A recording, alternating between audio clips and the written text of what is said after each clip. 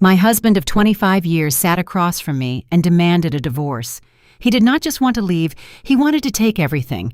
He pointed his finger at my face and declared he was taking the luxury villa, the imported cars, and the crisis management firm I built from the ground up. My lawyer leaned in and whispered for me to fight him to not sign away my life. But I looked at my arrogant husband and the smug son-in-law sitting beside him, and I calmly picked up the pen. I signed the papers and let him have it all. He celebrated like he had conquered the world. I just smiled, because he had absolutely no idea the empire he just stole was a ticking time bomb. My name is Naomi, and I am 48 years old. Before I take you inside that mediation room, let me know where you are watching from in the comments below. Hit the like button and subscribe to the channel if you have ever had to let a toxic person think they won just so you could watch them destroy themselves. The truth is, sometimes the sweetest revenge is giving them exactly what they ask for. The air inside the downtown Atlanta mediation office was suffocating. The heavy mahogany table felt like a battlefield, dividing my past from my future. Marcus sat opposite me wearing a bespoke Italian suit, paid for by my sweat and late nights. He slammed his open palm onto the polished wood, rattling the crystal water glasses. He leaned forward, his eyes cold and full of greed. "I want 100% of the assets, Naomi," he demanded, his voice echoing off the glass walls. "I want the Buckhead Villa, the entire fleet of company cars, and sole ownership of the firm. You can take your personal checking account and whatever clothes you have in your closet." Before my lawyer could even open his mouth, Marcus's new favorite advisor chimed in. Connor, my 28-year-old white son-in-law, adjusted his tie and smirked at me. He had married my daughter, Aaliyah, 2 years ago, and immediately decided he was the smartest man in our family. "Listen," Naomi Connor said, using my first name with a patronizing tone that made my blood boil. "From a purely corporate standpoint, Marcus is the face of the brand. You have essentially been a glorified secretary handling the back-office paperwork. If we take this to court, a judge will see that Marcus generated the revenue. It is better for everyone if you just sign the settlement and walk away quietly. A glorified secretary." I looked at Connor, this arrogant boy who had failed out of 2 startup ventures and was currently living off the trust fund I set up for my daughter. I looked at Marcus, the man I spent 2 decades cleaning up after. I was the one who built the crisis management firm from nothing. I was the ghost chief executive officer who secured the high-profile clients, negotiated the contracts, and kept the company out of national scandals. Marcus was just the charismatic mascot who played golf with the clients and took all the credit. I sacrificed family dinners, holidays, and countless hours of sleep to build a legacy for our family. And now he was sitting across from me trying to erase my existence. DeAndre, my attorney, and one of the sharpest legal minds in the city, shifted aggressively in his leather chair. He leaned close to me, his voice a tight, furious whisper. "Naomi, do not even entertain this," he said, shaking his head. "This settlement is insulting. We have the financial records. We can prove you are the primary brain behind the firm. If we go to trial, we will wipe the floor with him and his little intern. Do not sign a single page." Marcus let out a loud, arrogant laugh. He leaned back and crossed his arms, looking at me like I was something scraped off the bottom of his expensive shoes. "Go ahead and try to fight me," he mocked. "I have the board on my side. I have the public image. And honestly, Naomi, I am tired of looking at you. I need this finalized today so I can take my new vice president of marketing to Monaco for a month." His new vice president of marketing was a 25-year-old girl named Chloe, who could barely spell marketing. He had been sleeping with her for 6 months. He thought he was being so discreet, but I ran a crisis management firm. Uncovering dirty secrets was literally my profession. I had known about Chloe before Marcus even bought her the first designer handbag using company funds. Connor slid the thick stack of legal documents across the table toward me. His pale hand tapped the signature line. "Let us be logical," he said, leaning his elbows on the table. "The firm needs aggressive, modern leadership. Marcus and I have a vision for expansion. You are getting older, Naomi. The late nights and the stress are clearly taking a toll on you. Take the personal account, take a long vacation, and let the men handle the heavy lifting. You should be grateful Marcus is not asking for alimony given how much more value he brings to the household." DeAndre slammed his pen down so hard the plastic cracked. "Are you out of your mind?" DeAndre snapped, glaring at Connor. "You are sitting in a room with the woman who built the foundation you are currently standing on. My client will not surrender her life's work because her husband is going through a midlife crisis and needs company funds to impress a girl half his age. We are taking this to a judge, and we are going to audit every single account Marcus has touched for the last 5 years." The word audit made a flicker of panic flash across Marcus's eyes. It was incredibly fast, but I caught it. He quickly masked it with another loud scoff. "There will be no audits." Marcus snapped, his voice defensive and sharp. "The books are spotless. I am the sole proprietor in the eyes of the public, and I demand to be the sole proprietor on paper. If you drag this out, Naomi, I will make sure Aaliyah never speaks to you again. I will tell our daughter that you are a bitter, jealous woman trying to ruin her father's legacy." That was the moment the temperature in the room completely changed for me. He thought threatening me with my own daughter was his trump card. He thought treating me like an uneducated subordinate in front of an arrogant boy would break my spirit. He wanted the empire. He wanted the crown. What Marcus did not know was that the crown was made of poison. I sat perfectly still, letting the silence stretch out in the room. I looked down at the settlement papers. 100% transfer of the corporate entity to Marcus. 100% transfer of the luxury vehicle leases. Full transfer of the Buckhead Villa deed. It was everything he demanded. It was exactly what I had secretly hoped he would ask for. For the past 3 years, Marcus had been quietly embezzling company funds to support his extravagant lifestyle and his mistresses. He had secretly taken out massive, unregulated loans against the firm. He had dodged federal corporate taxes to the tune of $15 million.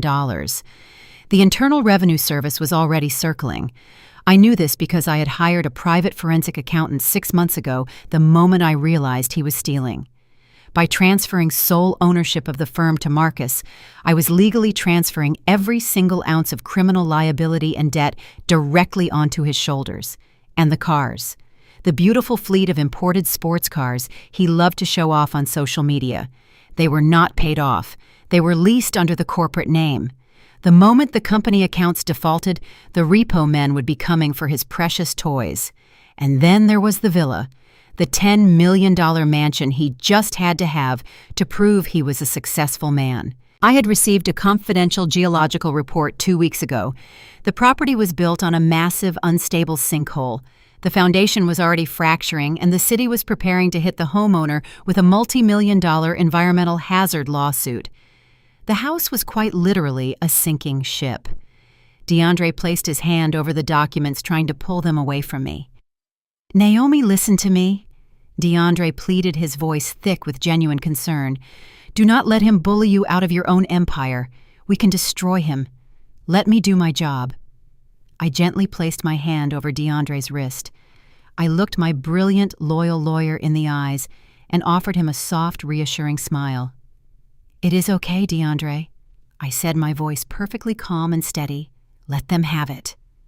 DeAndre stared at me in shock, slowly pulling his hand back. I picked up the heavy gold fountain pen Marcus had given me for our 10th anniversary. I looked across the table at my husband. His chest was puffed out, his face flushed with the thrill of victory. Beside him, Connor was smirking, pulling out his phone to probably text my daughter that they had successfully bullied the old woman out of her money. "You want it all, Marcus?" I asked softly, holding the pen above the signature line. "I earned it all." "Naomi," he replied without a single ounce of hesitation. "Sign the papers and get out of my way." I smiled, a genuine warm smile that seemed to confuse him for a fraction of a second, but his greed quickly blinded him again. I brought the pen to the paper and fluidly signed my name. I flipped to the next page and signed again. I initialed the property deeds. I signed over the corporate voting rights. I transferred the bank accounts. I handed away 2 decades of blood, sweat, and tears without shedding a single tear or raising my voice. When I finished, I neatly stacked the papers and slid them across the heavy mahogany table toward him. Marcus practically snatched them out of my hands. He let out a loud, victorious cheer, high-fiving Connor right there in the mediation room. He looked at the documents as if he had just struck gold. I stood up from my chair, smoothing out the skirt of my dress. I picked up my handbag and walked toward the door. DeAndre was hurriedly packing his briefcase, looking absolutely devastated on my behalf. "Enjoy the Empire, Marcus," I said over my shoulder as I opened the door. "Oh, I will." He laughed loudly, already dialing his mistress on his cell phone. "Do not forget to leave the keys to the villa on the kitchen counter, Naomi." I stepped out into the hallway and let the heavy door click shut behind me. The sound of his obnoxious laughter was muffled by the thick wood. As I walked down the quiet corridor toward the elevators, a deep sense of peace washed over my entire body. They thought they had just robbed me blind. They thought they had outsmarted a woman who spent her entire life outsmarting the most dangerous corporate sharks in the country. They had no idea that I did not just give them a company and a house. I had just handed them a federal indictment, a mountain of crushing debt, and a one-way ticket to absolute ruin. The game had not even started yet, and I had already won. It had only been 2 hours since the mediation ended, but Marcus wasted absolutely no time. As my modest rental car pulled up to the massive wrought iron gates of the Buckhead Villa, I could already hear the heavy bass of a live DJ echoing through the manicured trees. The driveway was packed with luxury vehicles. Valets in crisp white shirts were running back and forth, parking the cars of Atlanta Black Elite. People I had invited to my own home for Thanksgiving dinners were now inside clinking champagne glasses to celebrate my husband stealing my empire. I did not come back to make a scene. I had walked away from the house, the cars, and the company with a smile on my face. But there was one thing left inside that sprawling $10 million mansion that belonged to me. A small wooden box resting on the top shelf of the master bedroom closet.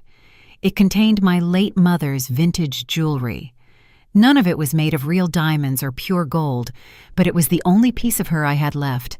I just wanted my box, and then I would leave Marcus to his pathetic victory lap. The private security guard at the front gate recognized my face and immediately looked down at his clipboard, looking uncomfortable. "I am sorry, Miss Naomi," he mumbled, avoiding eye contact. "Mr. Marcus left strict instructions that you are not allowed on the premises. He said you are officially a trespasser." I looked at the young man and offered a polite smile. "I am just here to retrieve a personal family heirloom," I said, speaking in a calm, measured tone. "It will take me exactly 5 minutes. You can escort me inside if you feel the need." He hesitated, but eventually pressed the button to open the gates. I parked my car near the street and walked up the long, sweeping driveway. The front doors were wide open, revealing the grand foyer bathed in warm, golden light.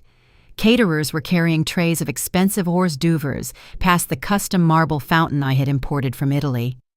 The moment my heels clicked against the marble floor of the entryway, the atmosphere in the room shifted. A few guests noticed me, and suddenly the loud, cheerful conversations dropped into awkward whispers. The sea of designer suits and expensive cocktail dresses parted slightly. Marcus was standing near the grand staircase, holding a glass of expensive champagne. He was wearing a ridiculous silk blazer that made him look like a desperate man trying to hold on to his youth. Clinging tightly to his arm was Chloe, his 25-year-old mistress. She was already wearing a diamond necklace that I recognized as a piece bought with corporate funds. When Marcus saw me, his fake charming smile instantly vanished. He handed his glass to a passing waiter and marched toward me with his chest puffed out. "What are you doing here, Naomi?" he demanded loudly enough for the entire room to hear. "The ink is barely dry on the paperwork, and you are already crawling back. I told security to keep you out. This is my house now." I kept my posture perfectly straight and my expression completely neutral.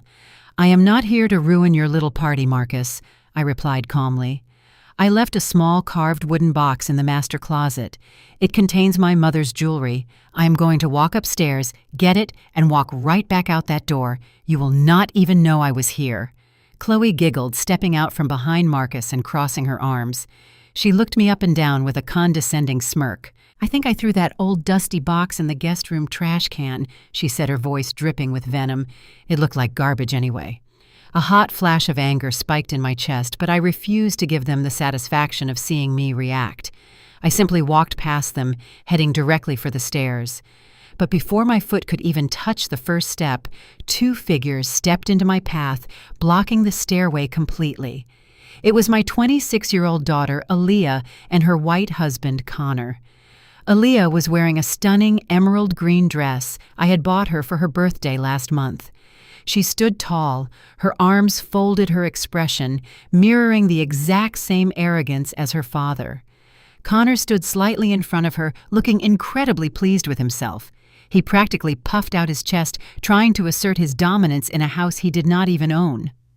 "Hold on a second," Naomi Connor said, holding up his hand like a traffic cop. "You cannot just march into my father-in-law's house and start taking things. We have a legal agreement. Everything on this property belongs to the estate now. You surrendered your rights 2 hours ago." I stared at this arrogant boy who had never worked a hard day in his life. I had paid for his extravagant wedding. I had funded his failed tech startups. And now he was standing in my foyer trying to quote the law to me. "Connor, step aside," I said, my voice low and dangerous. "This is between me and my family." But Aaliyah did not step aside. Instead, she stepped forward and looked me right in the eye.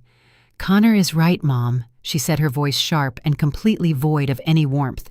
"You are embarrassing yourself. You are embarrassing the family. Dad finally has full control of the brand, and we are trying to celebrate a new chapter. You showing up here uninvited, looking desperate, and trying to sneak upstairs is just sad." Hearing those words come out of my own daughter's mouth felt like a physical blow to the stomach. This was the child I had stayed up with when she had a fever. This was the girl I had worked 80-hour weeks for so she would never have to know what poverty felt like. I had given her everything. I had shielded her from every hardship. And in doing so, I had accidentally raised a spoiled, entitled woman who valued luxury over loyalty. She had chosen the flashy, superficial world her father promised over the quiet, steady love I had always provided. "I am not trying to sneak anywhere, Aaliyah," I said, maintaining my composure even though my heart was breaking. "I am asking for my dead mother's jewelry. It has zero monetary value. It means nothing to Marcus, and it means nothing to you." Connor scoffed and aggressively grabbed my handbag, pulling it slightly off my shoulder. "How do we know you are not trying to sneak out corporate documents or the expensive watches?" he asked, his voice loud enough to draw an even bigger audience. "Marcus owns the company now. We need to protect the assets. Open the bag, Naomi." The entire room went completely silent. Dozens of eyes were watching me. The black elite of Atlanta, the people I had helped build and protect, were standing around sipping champagne, while my white son-in-law demanded to search my purse like I was a common shoplifter. Marcus stood a few feet away, smiling brightly, clearly enjoying the show. He was letting this boy disrespect me in my own home. I looked at Aaliyah, desperately hoping she would intervene, hoping she would finally see how incredibly toxic this was. But my daughter just looked away, crossing her arms tighter. She was standing by her husband. She had made her choice. I did not yell. I did not cry. I slowly unzipped my leather handbag and held it open for Connor to look inside. "Go ahead," I said softly. "Look." Connor peered inside the bag, moving my wallet and my car keys around with his fingers. Finding nothing of value, he let go of the bag, looking slightly disappointed. "Fine," he muttered, taking a step back. "But you are not going upstairs. I will have one of the maids go check the trash cans for your little wooden box." We stood there in tense silence for 5 agonizing minutes while a housekeeper scurried upstairs. When she returned, she was holding the small carved cedar box. She handed it to me with a sympathetic look in her eyes. I took the box, feeling the familiar smooth wood against my fingertips. I opened it just to be sure. Inside were my mother's faux pearl earrings and her tarnished silver locket. It was all there. I zipped the box safely into my handbag and placed the strap back over my shoulder. I looked at Connor, and then I looked deeply into my daughter's eyes. "I hope you got everything you wanted today, Aaliyah," I said, my voice calm but laced with a finality that made her flinch slightly. "I hope this new chapter is everything you dreamed it would be." I turned my back on them. I did not look at Marcus or his mistress. I did not look at the guests who were pretending not to stare. I kept my head held high, my shoulders back, and my dignity fully intact. I walked across the marble foyer and stepped out the front doors into the cool evening air. The loud music seemed to swell behind me, as if the party was roaring back to life the second I was out of sight. I walked down the long, sweeping driveway, ignoring the valet drivers and the luxury cars. I climbed into my modest rental car and started the engine. As I slowly drove down the driveway approaching the front gates, a delivery courier on a motorcycle pulled up to the security booth. The courier handed the security guard a thick envelope marked with bright red urgent stamps. The guard looked at the envelope and frowned. I stopped my car right next to the booth and glanced through my passenger window. I could clearly see the return address printed in bold black letters on the top corner of the envelope. It was from the Department of Environmental Protection and the City Municipal Court. It was the official notice of condemnation. The city was officially serving notice that the ground beneath the $10 million villa was collapsing into a massive sinkhole. The letter carried a mandatory evacuation order and a $2 million environmental hazard fine directly attached to the sole owner of the property. And thanks to the papers we signed 2 hours ago, the sole owner of that sinking, doomed property was Marcus. The security guard looked confused as he held the heavy envelope, wondering if he should interrupt the lavish party to deliver such an ominous piece of mail. I rolled down my window and smiled at the young man. "You should definitely take that directly to Mr. Marcus," I told the guard, my voice bright and cheerful. "I am sure he will want to open it right away in front of all his important guests." The guard nodded slowly, setting the envelope on his clipboard. I rolled my window back up and pressed the gas pedal. As I drove away from the magnificent crumbling estate, I looked in my rearview mirror one last time. I could see the warm lights of the party glowing in the distance and hear the faint thumping of the bass. Marcus was inside drinking champagne and celebrating his massive victory. Aaliyah and Connor were plotting their bright future, running my company. They thought they had destroyed me. They thought they had taken my entire world. I let out a soft, genuine laugh that filled the empty car. I merged onto the highway, leaving my past behind me completely unbothered. Let them dance. Let them celebrate. Because by tomorrow morning they would all realize they were dancing on the deck of a sinking ship, and I was the only one who got on a lifeboat. The morning sun streamed through the massive floor-to-ceiling windows of my hidden penthouse, overlooking the sprawling Atlanta skyline. It had been exactly 24 hours since I walked out of that ridiculous divorce party, and I had never slept better in my entire life. I was calmly sipping my hot black coffee and watching the busy city wake up when my cell phone buzzed aggressively against the cold marble kitchen counter. The caller identification displayed the name of my daughter, Aaliyah. A small, foolish, maternal part of my heart truly hoped she was calling to finally apologize to me. I wanted to believe that maybe the expensive alcohol from the lavish party had worn off and she had finally realized how horribly she had treated her own mother the night before. I pressed the green button and lifted the phone to my ear, hoping to hear a soft voice. "Good morning, Aaliyah," I said, keeping my tone gentle, warm, and completely open. I was entirely ready to forgive her if she just showed a single ounce of genuine remorse for her cruel actions. But there was absolutely no warm greeting on the other end of the line.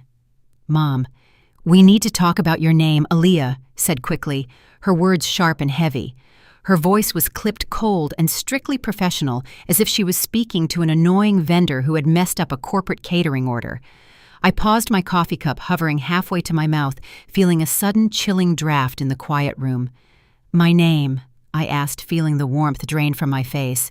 "Yes, your last name," she continued, sighing loudly and impatiently into the receiver.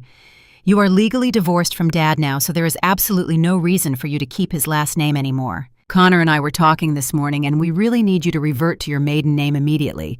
We need you to drop the name by the end of the week because it is becoming a huge problem for us." I slowly set my heavy coffee cup down on the smooth marble counter, taking a very deep breath. I had proudly carried that last name for 25 long years. I had built a massive multi-million-dollar crisis management empire under that exact name. My professional reputation and the powerful brand I painstakingly created from scratch were permanently tied to that specific name. And now my 26-year-old daughter was ordering me to drop it like an expired, useless credit card. "Why is my last name suddenly such an urgent issue for you now?" I asked, my voice dropping to a dangerously calm whisper. "Because you are embarrassing us, Mom." Aaliyah snapped back, her tone laced with absolute annoyance and profound disrespect. Connor is right in the middle of securing his series of funding for his brand new tech startup. He is currently pitching to some of the most major angel investors in Silicon Valley. Those elite investors are doing deep, comprehensive background checks, and they are seeing your name directly connected to our family. They clearly see that you just lost the company and the luxury house in the terrible divorce settlement. Your new broke status makes the entire family look incredibly unstable and pathetic in the eyes of the public.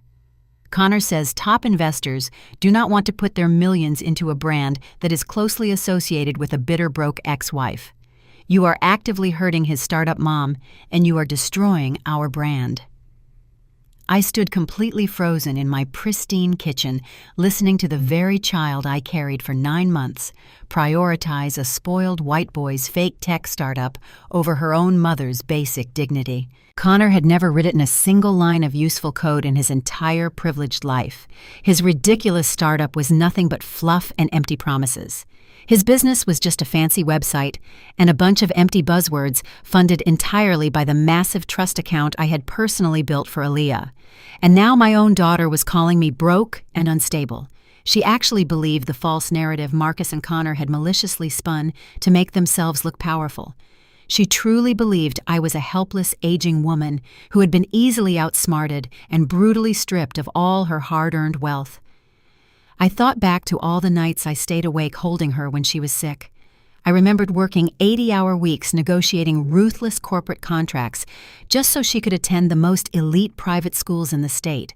I bought her the imported luxury cars and the designer dresses she flaunted to her wealthy friends. I gave her a life completely free of financial struggle, and this was how she repaid me, by treating me like a burdensome peasant, ruining her perfectly curated aesthetic. Aaliyah, please listen to yourself, I said tightly, gripping the edge of the smooth counter until my knuckles turned white. You are asking your own mother to completely erase her professional identity to appease your husband's fragile ego. I built the massive empire that paid for your lavish fairy tale wedding. I built the highly successful company that gave your father his fake prestige and his expensive custom suits. You are blindly letting Connor completely poison your mind against the woman who gave you everything. I am not broke, Aaliyah, and I am certainly not a financial liability to anyone in this world. Do not talk about Connor that way, Aaliyah yelled loudly, her voice echoing shrilly through the phone speaker. He is the only person trying to clean up the massive corporate mess you left behind at the office. Dad told us how you totally checked out lately and stopped caring about the clients. Dad said you stopped caring about the business over the last 2 years and let everything fall apart. Connor is the chief operating officer now, and he is already fixing your outdated management systems. You are just incredibly jealous because Dad and Connor are taking the company to the absolute next level without you dragging them down. Just drop the name Mom and move on with your sad life. Call the courthouse today and get the paperwork done immediately. Stop desperately holding on to a powerful family you are clearly no longer part of. Before I could even process the sheer devastating cruelty of her words, I heard a sudden rough rustling sound on the line. The phone was being aggressively snatched away from her hands. Naomi Connor said smoothly, his voice dripping with that familiar sickening condescension I had always hated so deeply. "Good morning to you too," he mocked, sounding incredibly pleased with himself. I closed my eyes, taking a very slow, deep breath to keep my absolute rage from exploding through the phone. "What do you want, Connor?" I asked, my voice entirely flat and completely devoid of any human emotion. "Look, Naomi, let us not make this harder than it really has to be," he said boldly. He adopted the arrogant tone of a patient teacher scolding a very slow, foolish student who could not understand basic math. "Aaliyah is highly stressed right now, and you are not helping her mental health. We are dealing with a lot of high-level corporate restructuring since Marcus and I officially took over the firm. The last thing we need is negative public relations bleeding over from your pathetic personal financial failures. We need a completely clean break from you and your tarnished reputation. Drop the name immediately because it is simply the respectful thing to do for the people who are actually succeeding." I remained absolutely silent, letting him dig his own deep grave with every arrogant word he spoke. When I did not eagerly respond, he took it as a clear sign of my weak submission and total defeat. He chuckled softly as if he actually felt deeply sorry for my miserable existence. "Tell you what, Naomi," he continued happily, his voice oozing with fake, nauseating sympathy. "I know things must be really tight for you right now, financially speaking. Moving out of the gorgeous luxury villa into whatever little cheap apartment you are currently renting cannot be easy at your advanced age. The sudden transition to a strict fixed income is always incredibly tough for older women who have lost their providers. So I talked to Marcus this morning, and we are generously willing to throw you a small bone to help you survive. We can offer you a minor consulting gig at our firm. Nothing major, just some basic remote administrative office work to keep you off the streets. Organizing digital files, updating client contact lists, answering basic emails, that sort of mundane, everyday thing. We can afford to pay you $15 an hour, which is more than fair for someone with your current resume. It will give you some badly needed pocket money to buy groceries and keep your mind busy during your retirement. Consider it a charitable favor from the successful family you unfortunately left behind. A $15 an hour administrative job. At the elite crisis management firm I had built from absolute scratch with my own blood, sweat, and tears. The sheer audacity of this mediocre little boy was almost mathematically impossible to calculate. He was literally sitting in my expensive custom ergonomic office chair, offering me minimum wage to blindly file my own legal documents. I did not scream and I did not cry a single tear. The very last remaining thread of warm maternal guilt I held for Aaliyah completely snapped right then and there. It left behind nothing but pure, cold, calculated, metallic resolve in my heart. My daughter was fully gone, entirely consumed by the toxic arrogance of the weak men she had foolishly chosen to worship. "I am perfectly fine, Connor," I said, my voice sounding like sharp, cracking ice on a frozen lake. "Keep your generous charity for yourself, because you are going to need every single penny of it very soon. I assure you my personal schedule is about to be incredibly busy." I reached up and firmly pressed the red button, ending the call instantly, without giving him a chance to reply. The beautiful penthouse returned to absolute total silence. I stood there for a long, heavy moment, letting the painful reality of my daughter's complete betrayal settle deep into my bones. I had lost my child to the illusion of white privilege and unearned wealth. She had traded the fierce independence I tried to teach her for the comfortable shadow of an arrogant man who contributed absolutely nothing to society. It was a terrible tragedy, but I absolutely refused to let her unbelievably poor choices dictate my own survival. I wiped a single imaginary speck of dust from my spotless kitchen counter, feeling lighter than I had in decades. The heavy emotional dead weight was finally cut loose. Then I calmly picked up my sleek cell phone again and quickly dialed a highly encrypted, secure international phone number. The urgent call was answered immediately on the very first ring. "Good morning, Miss Naomi," a crisp, highly professional voice said through the secure speaker. "Charles," I said confidently, looking out over the sprawling, magnificent city that I was about to conquer all over again. "The temporary grace period I allowed them is officially over today. Execute Phase 1 immediately without any hesitation. Liquidate all my hidden offshore trust accounts and completely pull every single corporate financial safety net from the firm. Let the entire fake, arrogant empire burn straight to the ground." The sparkling blue waters of the Mediterranean Sea crashed gently against the massive luxury yachts docked in the pristine harbor of Monaco. It was a beautiful sunny Tuesday afternoon, and my ex-husband Marcus was currently thousands of miles away from Atlanta, living out his incredibly pathetic midlife crisis fantasy. He had proudly flown his 25-year-old mistress Chloe first class to the French Riviera, using what he assumed was an unlimited corporate travel account. They were casually strolling down the glamorous, sun-baked streets lined with the most exclusive, high-end designer boutiques in the entire world. Marcus was wearing a ridiculously expensive tailored linen suit, walking with his chest puffed out, like he personally owned the entire country. Chloe was tightly clinging to his arm, wearing oversized designer sunglasses and eagerly pointing at every shiny object displayed in the immaculate store windows. They confidently walked into a massive, brightly lit jewelry and leather goods boutique where a single small handbag cost more than a standard college tuition. Marcus was completely ready to play the wealthy, powerful benefactor. Chloe giggled loudly as she paraded around the quiet, elegant store, picking up items without even glancing at the astronomical price tags. She selected a heavy diamond-encrusted rose gold watch and two incredibly rare exotic leather handbags. She piled the luxury goods onto the pristine glass checkout counter, acting like a spoiled child in a candy store. The impeccably dressed sales associate warmly calculated the grand total, which came to just over $85,000. Marcus offered a smug, arrogant smile and smoothly pulled the heavy black metal corporate credit card from his designer wallet. He tossed it onto the glass counter with a dramatic flick of his wrist, fully expecting the sales associate to be deeply impressed by his unlimited spending power.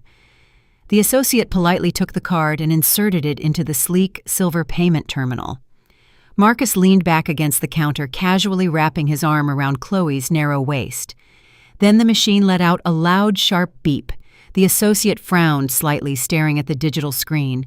The associate murmured a polite apology and quickly wiped the small metal chip on the card before inserting it into the machine a second time. The store was painfully quiet, and the second loud error beep echoed clearly off the marble walls. A bright red declined message flashed aggressively on the terminal screen. The sales associate cleared his throat, looking extremely uncomfortable, and politely asked Marcus if he perhaps had an alternative form of payment to cover the massive $85,000 charge. Marcus immediately turned bright red, feeling the piercing stares of several other wealthy shoppers who had stopped browsing to watch the embarrassing scene unfold.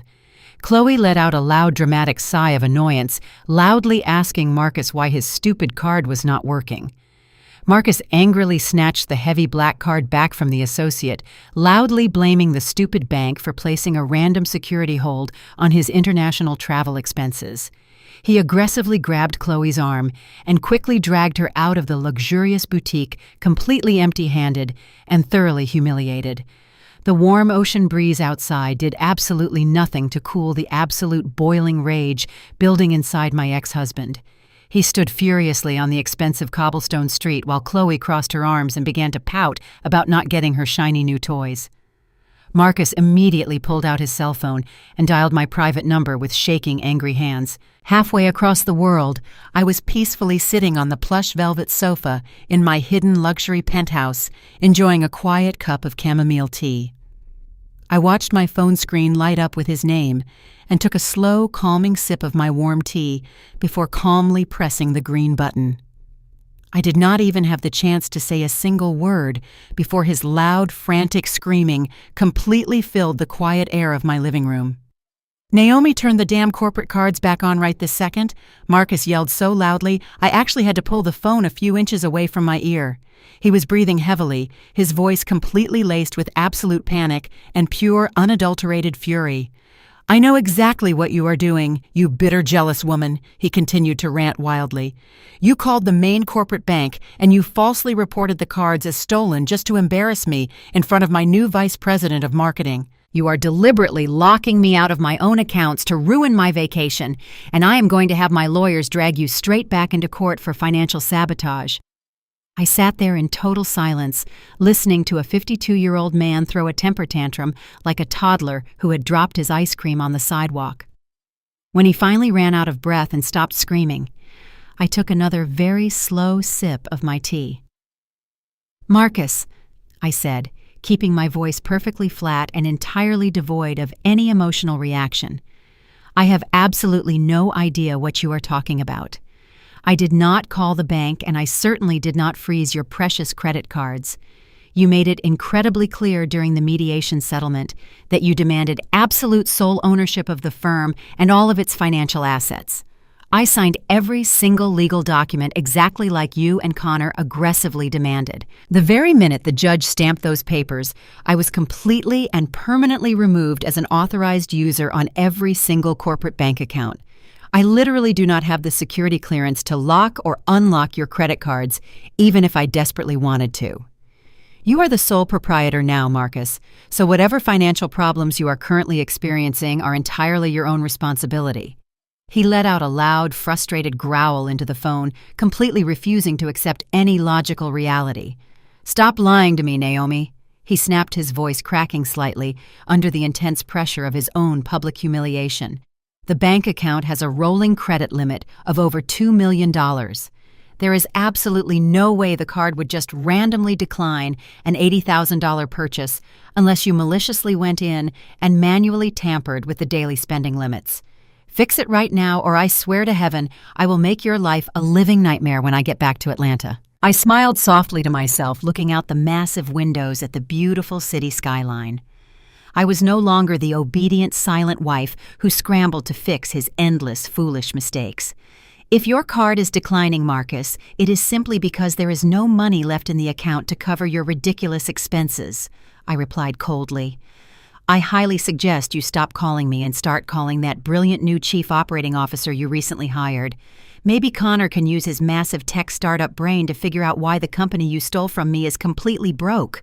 I reached out and calmly pressed the red button, permanently cutting off his furious, frantic yelling. I blocked his number and placed my phone face down on the table, enjoying the absolute pristine silence of my beautiful home. The first domino had officially fallen, and I knew the rest of his fake empire was about to collapse right on top of his head. Back in Atlanta, Connor was proudly sitting in my old executive office with his expensive leather shoes propped up on my custom mahogany desk. He was casually scrolling through his social media feeds, pretending to be a highly successful corporate businessman, when his cell phone began to ring wildly. It was Marcus frantically calling from Monaco, demanding that Connor immediately log into the main corporate banking portal and fix the terrible credit card issue. Connor rolled his eyes, annoyed that his peaceful afternoon of doing absolutely nothing was being interrupted by his father-in-law. He confidently opened his sleek silver laptop and navigated to the highly secure banking website, fully expecting to simply click a button and clear a standard international fraud alert. He casually typed in the master administrative passwords that I had willingly surrendered to him just 2 days ago. The main financial dashboard slowly loaded on the bright screen, displaying the complete overview of the firm's entire corporate wealth. Connor leaned forward, expecting to see the massive 7-figure safety net he believed came with the company. Instead, he completely froze, staring blankly at the numbers displayed on the screen. The main operating cash flow account balance was sitting at exactly $0.00. Connor blinked rapidly, rubbing his eyes, thinking it was just a strange computer glitch. He quickly clicked over to the secondary payroll account. $0. He frantically opened the emergency reserve account. $0. A cold, terrifying sweat began to break out across his pale forehead as he desperately started clicking through the detailed transaction history ledgers from the past 3 weeks. What Connor completely failed to understand about the business was that the company had never actually maintained millions of dollars in liquid cash just sitting around. The massive credit limits and the comfortable safety nets were entirely secured by my own personal private wealth. I had personally injected my own capital to keep the firm running smoothly, and I had quietly secured the company credit cards using my private offshore trust accounts as collateral. The firm itself only generated enough revenue to cover standard operating costs and the massive secret debts Marcus had foolishly taken out behind my back. When Marcus viciously demanded total ownership of the corporate entity, I quietly and legally severed all my personal financial ties to the business. I withdrew my initial capital investments, and I completely removed my private trusts from the corporate ledger. Connor sat in the large, quiet office, completely paralyzed by sheer, overwhelming panic. He stared at the transaction logs, clearly showing that all the liquid cash had been legally transferred out just hours before the divorce settlement was finalized. I had not stolen a single penny. I had simply taken back exactly what originally belonged to me and left the firm to stand strictly on its own actual financial merits. And without my personal money secretly propping up the entire operation, the firm was completely worthless. It was nothing but a hollow, empty shell, bleeding money from the terrible predatory loans Marcus had secretly signed. Connor slowly picked up his phone to call Marcus back, his hands shaking uncontrollably. He had to explain to his furious, arrogant father-in-law that there was no bank error and there was no security hold. They were simply completely and utterly broke. The absolute reality of their desperate situation was finally beginning to crush Connor's arrogant, fragile ego. He looked around the massive, beautifully decorated office, suddenly realizing that everything in the room was a total lie. The expensive artwork on the walls, the custom leather chairs, the sweeping panoramic views of the city, none of it actually belonged to them. It was all built on the solid foundation of my intelligence and my money. Connor pulled up the upcoming accounts payable ledger, and his stomach violently dropped. There were dozens of massive vendor invoices scheduled to automatically draft by the end of the week. Millions of dollars in mandatory expenses were rapidly approaching with absolutely zero incoming revenue to cover any of them. Monday morning arrived with rain washing the streets of downtown Atlanta, but inside the gleaming glass towers of my former crisis management firm, Connor was living his best life. He strutted off the private elevator wearing a tailored navy blue suit my daughter purchased for him using my money. He held artisan coffee in one hand and his leather briefcase in the other. He marched directly into my old corner office and dropped his briefcase onto the custom mahogany desk. He sat down in my expensive, ergonomic leather chair, leaning back to admire the panoramic view of the city. He genuinely believed he had finally arrived. He thought he was the brilliant new chief operating officer of a multi-million-dollar empire. He spent his first 30 minutes taking selfies for social media and drafting an arrogant company-wide email announcing his new authority. But his childish corporate fantasy was abruptly shattered at exactly 9 in the morning. The computer monitor on the desk chimed softly, signaling an incoming email. Then it chimed again and again. The pleasant notification sound quickly turned into a relentless rapid-fire chorus, echoing loudly through the previously quiet and peaceful corporate office space. Connor set his coffee cup down, leaning forward slightly, annoyed that his peaceful morning of doing nothing was being interrupted. He clicked open the main executive inbox, expecting to see routine reports or fawning messages from the terrified staff. Instead, his smug smile completely vanished. The first email was from our most lucrative client, an international logistics conglomerate that paid us over $1 million a year. The subject line simply read, "Immediate termination of services." Connor blinked rapidly, his heart skipping a beat as he hurriedly clicked on the very next unread message waiting in the company inbox. It was from a massive national healthcare provider canceling their contract effective immediately.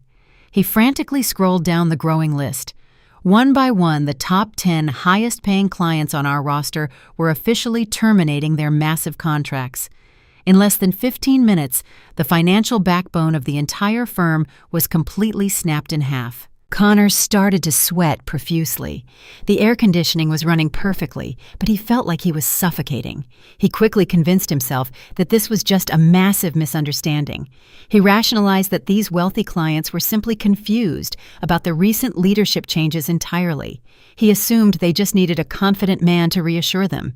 He grabbed the expensive desk phone and confidently dialed the direct private number of our most important client.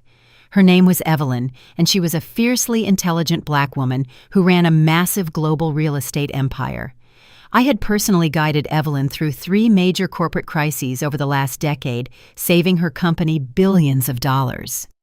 We had a deep mutual respect built on years of shared struggle.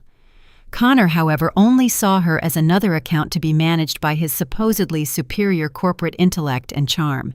When Evelyn answered the phone, Connor immediately launched into a highly patronizing rehearsed speech. He threw around empty corporate buzzwords, hoping his unearned confidence would intimidate her. "Good morning, Evelyn Connor," said smoothly, leaning back in my chair and crossing his expensive Italian shoes on top of my desk. "I see we received a rather confusing cancellation notice from your legal department this morning. I know the recent restructuring of our firm might seem a bit sudden, but I assure you, Marcus and I have a highly aggressive new vision for the future of this amazing public relations brand. We are streamlining our operations to provide you with even better service. I am going to go ahead and void that cancellation notice so we can schedule a lunch meeting later this week to discuss our new synergy." He paused, waiting for Evelyn to enthusiastically agree and thank him for his incredible leadership. Instead, there was a long, heavy silence on the other end of the line. And then Evelyn began to laugh. It was a deep, booming laugh that shattered Connor's fragile ego. "Are you quite finished, little boy?" Evelyn asked, her tone dripping with absolute sheer disdain. Connor stiffened his face, turning bright red. "Excuse me, Evelyn, but I am the new chief operating officer, and I think we need to maintain a professional tone," he stammered nervously. Evelyn laughed again this time, even louder. "You are nothing but a temporary seat warmer, Connor," she replied sharply. "You and Marcus truly believe you are brilliant businessmen, but you are the only two fools in the entire city who do not know the actual truth. We never did business with Marcus. Marcus is just a charming idiot who plays golf and takes clients out for expensive steaks. Naomi was the sole genius behind every successful campaign your firm ever launched. Naomi was the strategic mastermind who kept our names out of the tabloids and our stock prices high. The only reason any of us tolerated Marcus was because Naomi asked us to. The minute she quietly informed us that she was stepping away, we all decided to pull our funding. We do not trust you, and we certainly do not trust Marcus to manage our reputations. Good luck paying your rent." Evelyn hung up the phone, leaving Connor sitting in absolute stunned silence, all alone today. The dial tone buzzed loudly in his ear, sounding like a flatline on a hospital monitor. He slowly placed the receiver back onto the cradle, his hands trembling uncontrollably. The devastating reality of the situation finally hit him like a freight train. He had spent months eagerly plotting to steal my company, completely blind to the fact that I was the actual company. Without my brain, my connections, and my relentless work ethic, the beautiful office and the fancy job titles were completely worthless.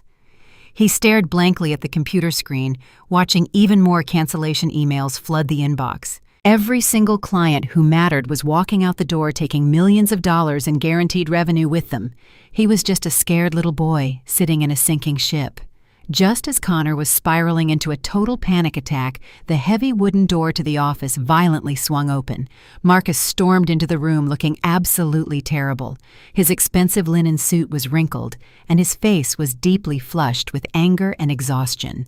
He had just returned from his humiliating trip to Monaco after his corporate credit cards were brutally declined at the luxury boutique retail store. His 25-year-old mistress had complained the entire flight home, completely ruining his romantic getaway. Marcus aggressively threw his suitcase onto the leather sofa and glared at Connor. "Why is the lobby completely empty and why are the phones not ringing?" Marcus demanded, his voice loud and frantic. "Why did the bank tell me our accounts are completely drained?" "You were supposed to be managing the transition, Connor." Connor slowly stood up from the desk, his face pale and completely devoid of his usual arrogance. "The clients are gone, Marcus," he whispered, his voice cracking just slightly. "All of them. Evelyn, the healthcare group, the logistics guys. Everyone in the top tier canceled their contracts this morning. They said they only worked with us because of Naomi." Marcus stared at Connor, his eyes wide with absolute terror. He stumbled backward slightly, as if he had been physically punched in the chest. "That is impossible," Marcus yelled desperately, pulling at his expensive silk tie. "I am the very face of this company. I am the one they love. Call them back right now today and offer them a 20% discount. Beg them if you truly have to." Before Connor could even attempt to respond, a nervous administrative assistant slowly knocked on the open door frame. She was holding a thick manila envelope and looking extremely uncomfortable. She quietly walked into the office, completely ignoring Connor's fake authority, and handed the heavy envelope directly to Marcus. "This just arrived via certified courier," she said softly. "The delivery driver said it requires an immediate signature from the sole proprietor of the company." She quickly turned around and hurried out of the office, desperate to escape the toxic, sinking environment. Marcus ripped open the envelope with shaking, very sweaty hands. He expected another client cancellation, but it was much worse. Marcus pulled out formal legal documents from a major corporate vendor that handled our massive digital media buys.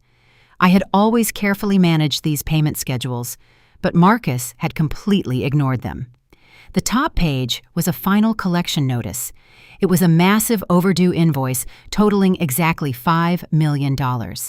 The document clearly stated the entire financial balance was due in exactly 48 hours. If unpaid, the vendor would file an immediate lawsuit holding the sole proprietor personally responsible. The $5 million bomb was about to explode. The heavy silence in the executive office was completely suffocating as Marcus and Connor stared at the massive $5 million invoice sitting on the mahogany desk. The vendor had given them exactly 48 hours to pay the balance, or they would file an immediate lawsuit holding Marcus personally responsible. Marcus was pacing back and forth across the expensive carpet, pulling at his hair and sweating profusely. Connor was sitting frozen in my old chair, frantically refreshing the zero-balance bank accounts as if money would magically appear out of thin air. They were completely cornered, and they both knew it. Without my private wealth backing the company, they had absolutely no financial leverage to negotiate an extension with the furious vendor. The walls of the beautiful corporate tower were closing in on them rapidly. Marcus slammed his hands down, demanding a fast financial solution from his arrogant son-in-law. Connor stammered nervously, clicking through various web pages, trying to find a traditional commercial bank that would approve a massive emergency loan in less than 2 days. But traditional banks required extensive audits, tax records, and months of solid revenue history. Thanks to Marcus and his secret embezzling, the firm had terrible credit and absolutely no incoming revenue from the clients who had just abruptly canceled their contracts. They were completely toxic to any legitimate financial institution in the city of Atlanta. Connor wiped the cold sweat from his forehead and told Marcus that traditional banking routes were entirely impossible under their current circumstances. He explained that they needed hard, fast cash from an alternative lending source that did not care about their terrible corporate credit score or lack of paying clients. Marcus ordered Connor to find the money, even if he had to borrow it from highly dangerous underground lenders. After hours of frantic internet searching and making desperate phone calls to shady brokers, Connor finally found what he believed was their ultimate salvation. He turned the laptop screen toward Marcus, displaying the sleek, minimalist website of a private equity group known as Apex Capital Solutions. Connor proudly explained that Apex was a boutique lending firm that specialized in high-risk corporate bridge loans with extremely fast approval times. They did not require extensive credit checks or months of corporate audits.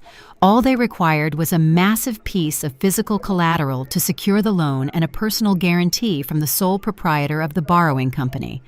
Marcus eagerly leaned forward, staring at the screen with desperate, hungry eyes, completely ignoring the terrifyingly high interest rates prominently displayed on the website. Connor confidently typed out an urgent email requesting an immediate cash injection to cover their massive corporate vendor invoice.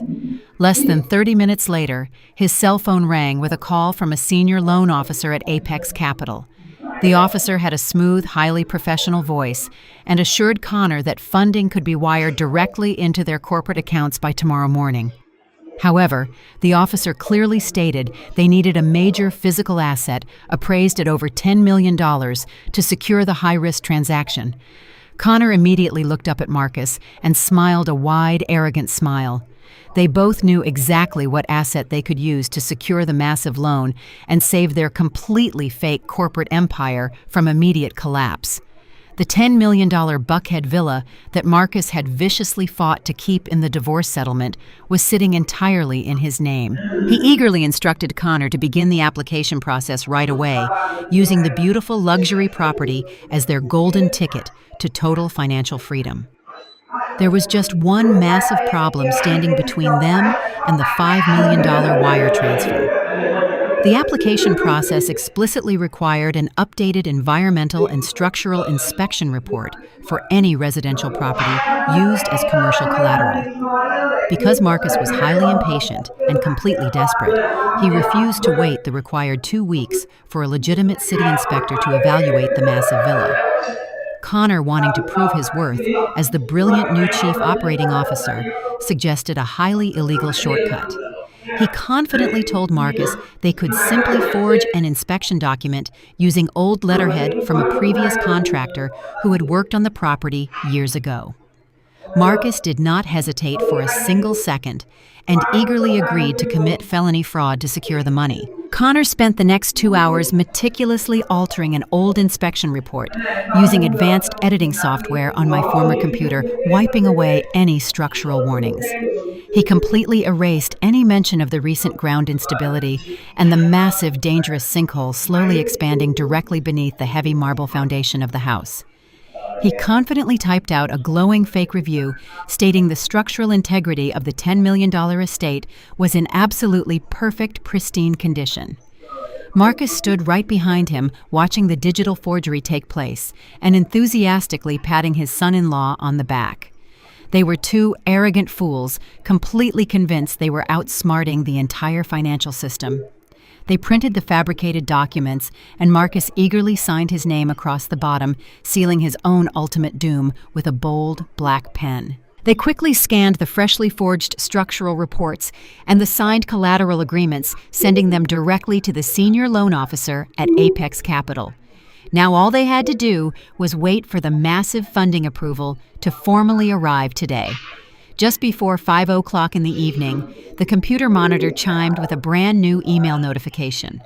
Connor quickly clicked open the message and let out a loud, victorious shout that echoed through the empty corporate office.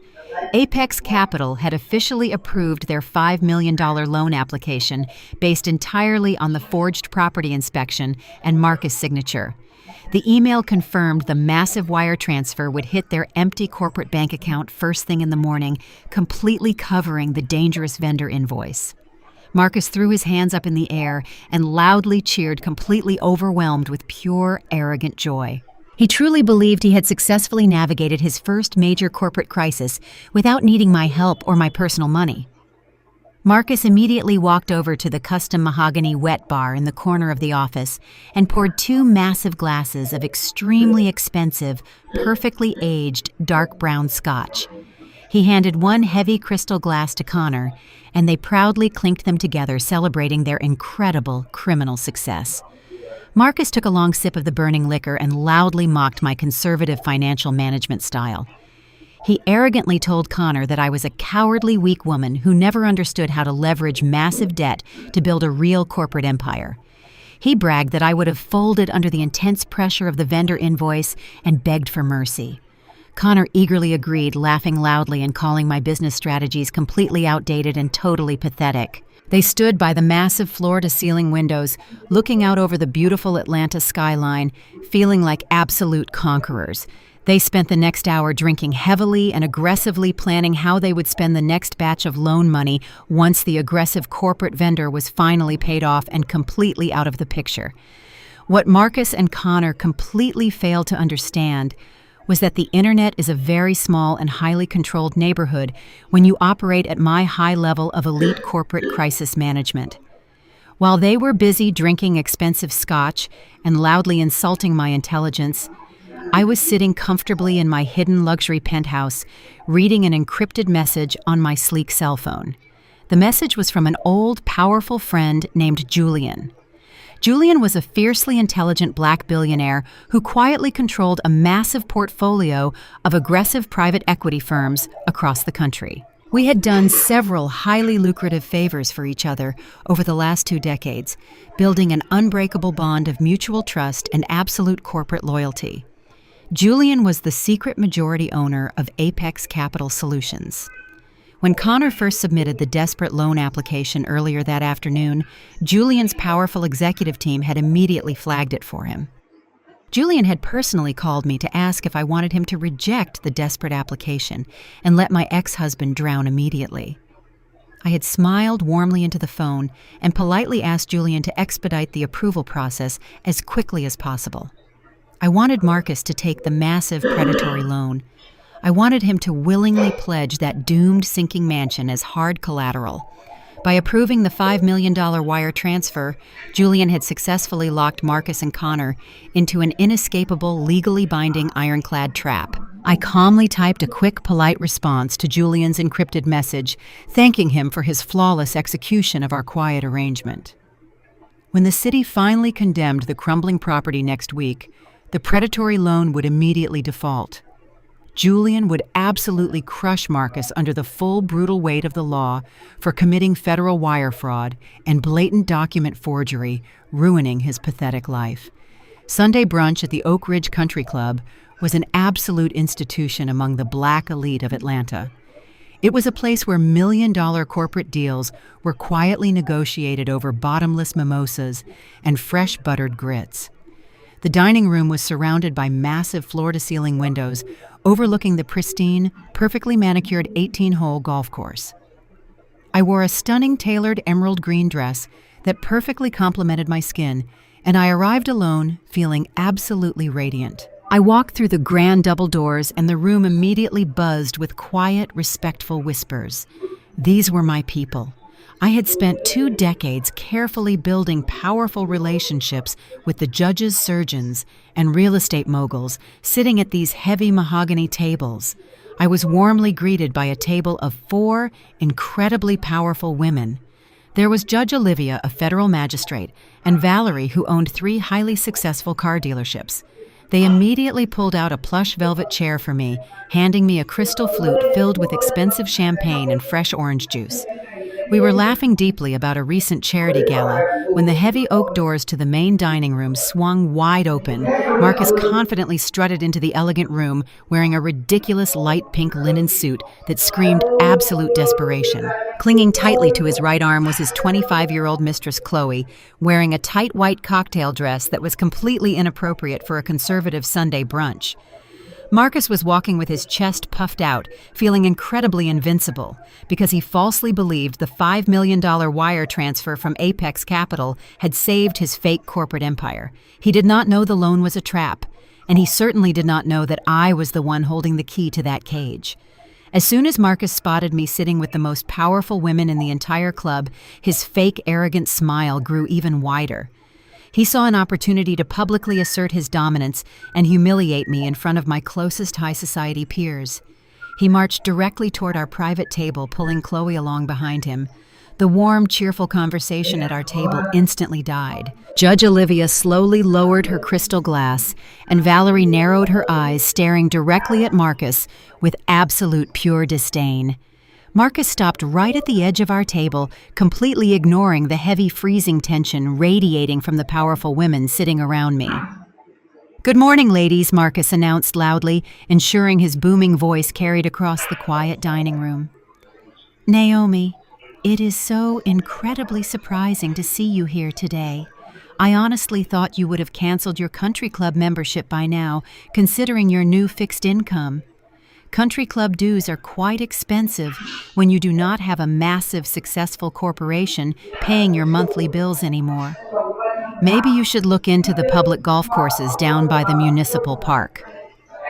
I took a very slow, delicate sip of my cold mimosa, never breaking my calm eye contact with him. The sheer audacity of this man was almost scientifically fascinating to witness. He was standing in a room full of my fiercely loyal friends, attempting to shame me for a lack of wealth that he had literally stolen through fraudulent divorce papers. I did not raise my voice, and I did not show a single ounce of anger or embarrassment. "I am doing absolutely wonderful, Marcus," I replied, my voice completely smooth and perfectly even. "I am simply enjoying a beautiful, peaceful Sunday morning with my friends." Chloe giggled loudly, shifting her weight and intentionally pushing her chest forward to showcase the massive glittering piece of jewelry resting against her collarbone. She looked at me with a condescending smirk, completely eager to join in on the public humiliation. "Marcus is taking such amazing care of me," she bragged in her high-pitched, overly sweet voice. "He just bought me this gorgeous diamond tennis necklace yesterday to celebrate our new corporate expansion. He says I deserve the absolute best because I bring so much positive, fresh energy to the firm." She reached up and proudly touched the heavy, sparkling diamonds, making sure the bright overhead chandelier light caught every single expensive stone. The necklace was undeniably stunning. It was a custom piece from an elite private jeweler in Buckhead. I knew exactly where it came from because I recognized the distinct platinum setting. I also knew exactly how much it cost because I had carefully reviewed the corporate credit card statements before I legally severed my personal wealth from the company. The necklace cost exactly $120,000. I slowly set my crystal flute down on the pristine white tablecloth and leaned forward, resting my elbows gracefully on the table. I looked directly at the heavy diamond necklace, and then I looked up into Chloe's proud, arrogant eyes. "It really is a breathtakingly beautiful piece of jewelry, Chloe," I said, offering her a warm, totally genuine smile that immediately made her look slightly confused. "The clarity of those diamonds is absolutely spectacular. I am so glad Marcus used the primary corporate expense account to purchase it for you. It shows how much he truly values your specific contributions to the business." Marcus suddenly stiffened his arrogant smile, faltering for a brief second before he quickly forced it back onto his face. "That is none of your business, Naomi." He snapped his voice, dropping slightly in volume. "What I buy for my vice president of marketing is strictly a corporate matter." I nodded slowly, pretending to completely agree with his foolish, ridiculous logic. "Oh, I completely agree, Marcus," I replied sweetly. "It is entirely a corporate matter. In fact, that is exactly why I was admiring it." I turned my attention away from Marcus and looked around the table at my highly educated, wealthy friends. Valerie, the car dealership owner, was already smiling slightly, starting to realize exactly where I was taking this conversation. "You see, Chloe," I continued, speaking loudly and clearly enough for the neighboring tables to hear every single word. "When a chief executive officer uses a corporate bank account to purchase a luxury personal item like a $100,000 diamond necklace, it creates a very interesting situation with the federal government. The Internal Revenue Service views that beautiful necklace as taxable personal income. Therefore, the company is legally required to issue you a formal IRS Form 1099 for the exact cash value of the diamonds." Chloe blinked rapidly, dropping her hand away from her neck as if the cold diamonds had suddenly burned her skin.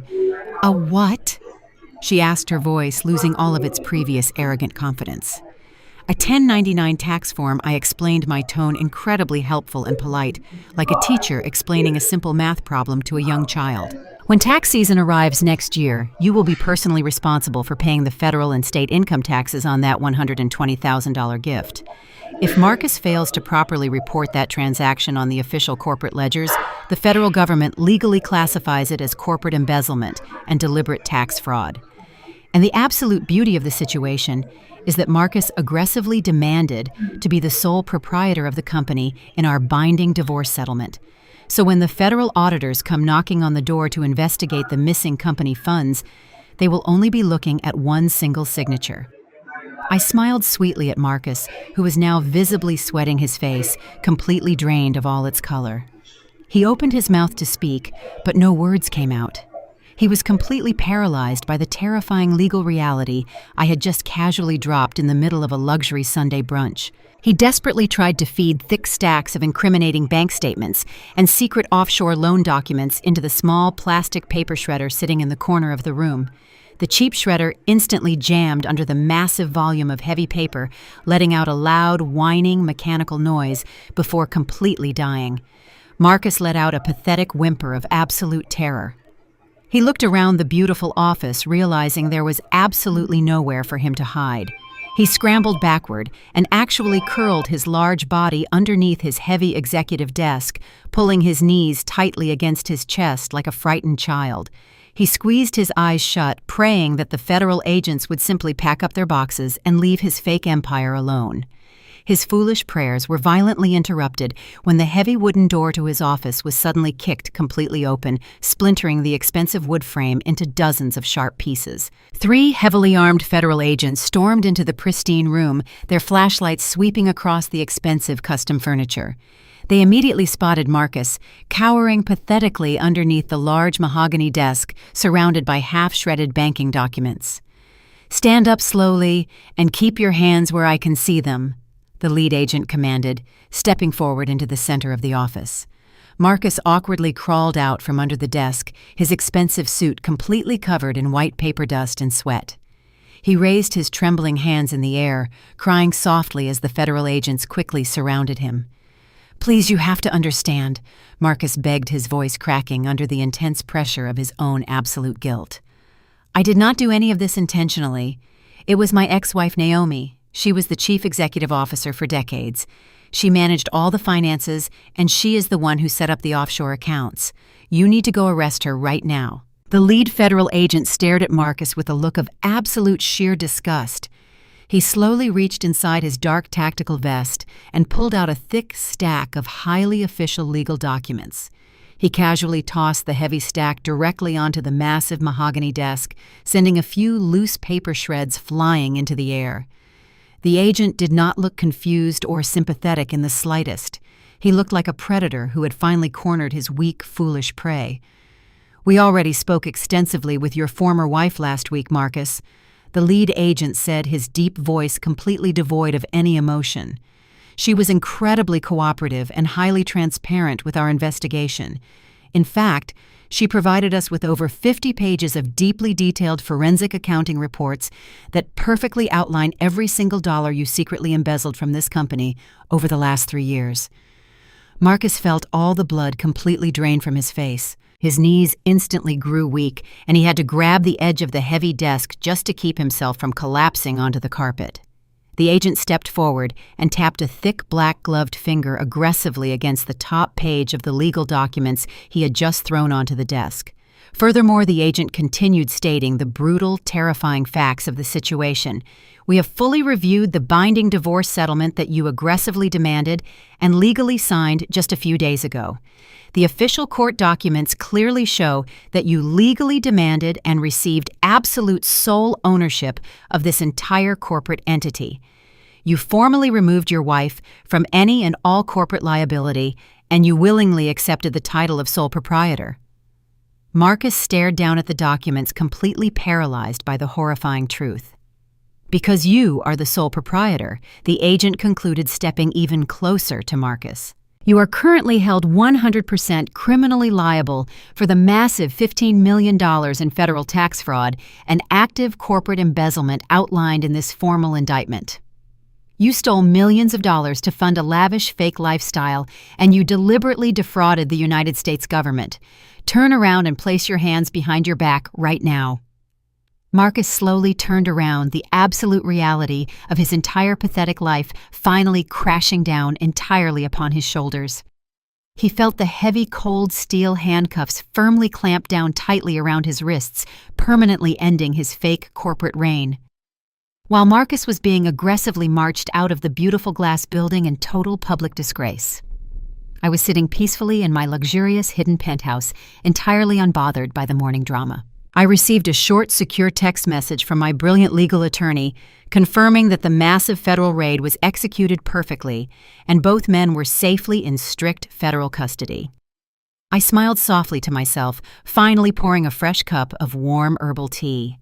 My arrogant, foolish ex-husband had walked directly into my beautiful, inescapable legal iron trap today. It had been exactly 48 hours since Marcus and Connor were publicly escorted out of the corporate office in cold, heavy steel handcuffs. Thanks to a highly sympathetic judge and the absolute last remnants of his hidden personal cash stash, Marcus had managed to post bail late Tuesday night. He was currently under strict federal investigation, but in his arrogant mind he still believed he could manipulate his way out of a massive $15 million tax fraud indictment. Desperate to maintain his fake image and project absolute corporate strength, Marcus decided to host an emergency investor mixer at the $10 million Buckhead Villa on Thursday evening. He invited the city elite, attempting to convince wealthy local entrepreneurs that the federal raid was simply a massive clerical error. He hired expensive private caterers, a live string quartet, and even set up a fully stocked outdoor bar next to the massive heated swimming pool. He was wearing a dark velvet dinner jacket, holding a crystal glass of expensive scotch, and laughing loudly, trying to pretend his entire world was not rapidly burning straight to the ground. Connor was standing awkwardly by the marble fountain, nursing a cheap beer and avoiding direct eye contact with anyone. He was still deeply traumatized by his violent physical encounter with the federal agent and was terrified of saying the wrong thing. Chloe, the 25-year-old mistress, was happily parading around the massive driveway, taking endless photographs next to her brand-new white Mercedes G-Wagon. She was completely oblivious to the massive federal charges looming over her foolish boyfriend. The evening air was warm and the music was soft, but the fake illusion of absolute wealth was about to be violently shattered in front of everyone. Just as Marcus was leaning in to confidently pitch a highly illegal investment strategy to a wealthy local surgeon, a loud, rumbling noise completely drowned out the soft classical music. The heavy iron gates of the massive Buckhead estate slowly swung open, and 3 enormous heavy-duty tow trucks aggressively rolled up the long, sweeping driveway. The trucks were painted bright yellow and had massive steel hooks dangling from the back, clanking loudly against the heavy metal bumpers. The elite guests immediately stopped talking, lowering their crystal glasses and turning to stare at the incredibly disruptive scene. The lead tow truck driver, a large burly man wearing a dirty gray uniform and holding a thick metal clipboard, hopped out of the cab without a single ounce of hesitation. He completely ignored the expensive catering staff and the wealthy guests, marching directly toward the stunning fleet of luxury vehicles parked neatly near the grand entrance.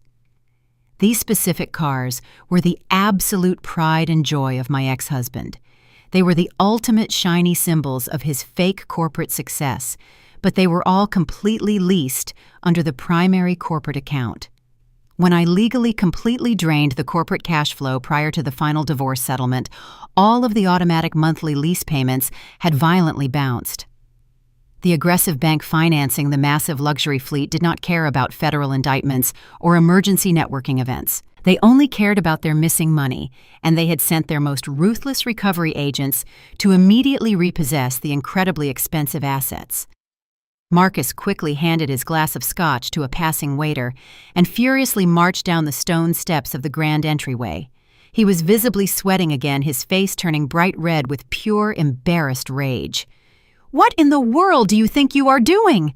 Marcus yelled aggressively, waving his arms as the tow truck driver began actively hooking heavy, thick chains to the front axle of the white G-Wagon. "You are completely trespassing on private residential property, and I demand that you unhook that vehicle immediately before I have you arrested." The tow truck driver did not even bother to look up from his heavy metal chains. He calmly pulled a thick stack of legal repossession orders from his clipboard and shoved them directly into Marcus' chest. "These vehicles are the legal property of the primary lending bank," the driver stated, his voice rough and totally unbothered. "The corporate accounts are severely delinquent, and we have a highly official court order to recover all 3 assets immediately. Step back, sir, or I will gladly call the local police to assist with the lawful recovery process." Chloe, hearing the loud commotion, suddenly realized exactly what was happening to her precious luxury car. She let out a loud, piercing scream that echoed across the entire manicured lawn, completely stopping the live string quartet from playing. "No, you cannot take my car!" Chloe shrieked, running forward in her expensive high heels and violently hitting her small fists against the solid metal door of the yellow tow truck. "Marcus bought that for me. It is completely mine." She threw a massive, embarrassing temper tantrum right in front of the most wealthy, powerful people in the entire city of Atlanta. Marcus frantically tried to grab her shoulders to calm her down, but she aggressively pushed him away, crying loudly about her ruined social media aesthetic. The elite guests watched in absolute stunned silence, whispering quietly to each other as the absolute pathetic reality of Marcus' financial situation was brutally exposed. Desperate to salvage a shred of his shattered dignity, Marcus pulled his sleek cell phone from his velvet jacket pocket. He loudly announced to the crowd that he was calling his legal team to completely shut down this ridiculous illegal operation. He dialed the private number of his highly expensive defense attorney, a man who charged over $1,000 an hour. He held the phone tightly against his ear, pacing back and forth furiously on the driveway, while the tow truck drivers efficiently continued doing their heavy physical work. The phone rang 3 times before an automated corporate answering service coldly picked up the line. Marcus aggressively pressed 0 to reach the emergency legal dispatch, demanding to speak with the senior partner immediately. After a very long, tense minute of terrible elevator music, the firm administrator finally answered the call. Her voice was incredibly cold and entirely strictly professional. "I am very sorry, Mr. Marcus, but the senior partners are absolutely no longer representing you in any legal capacity," she stated firmly. Your primary retainer check violently bounced yesterday afternoon, and your massive outstanding legal balance remains completely unpaid. We formally submitted the official withdrawal paperwork to the federal court this morning. Please do not call this office again." The line went dead, leaving Marcus standing in the middle of his driveway holding a totally useless piece of plastic. He had no money, he had no lawyers, and he had no power. He slowly lowered the phone, his arrogant face completely drained of all its blood. He turned around to see the elite guests placing their drinks down and quietly walking toward their own vehicles, totally eager to leave. While Marcus was standing completely frozen in pure humiliation, the second yellow tow truck backed up directly toward a sleek, black imported sports car. Connor, who had been silently hiding near the fountain, let out a loud, terrified gasp. "Wait, stop! That is my car!" Connor yelled, running across the wet grass, waving his arms frantically. He had proudly driven that specific sports car for 2 years, using it to desperately project his fake tech startup success. But just like every luxury item in his entirely fake life, the car was leased under the primary corporate account that I used to secretly control. The tow truck driver completely ignored Connor's whining, lifting the front wheels of the expensive black sports car entirely off the ground. "You cannot do this to me," Connor cried, practically begging the driver. "I am the chief operating officer of the firm." But the heavy metal chains locked into place and the beautiful sports car was aggressively pulled away down the long, dark driveway.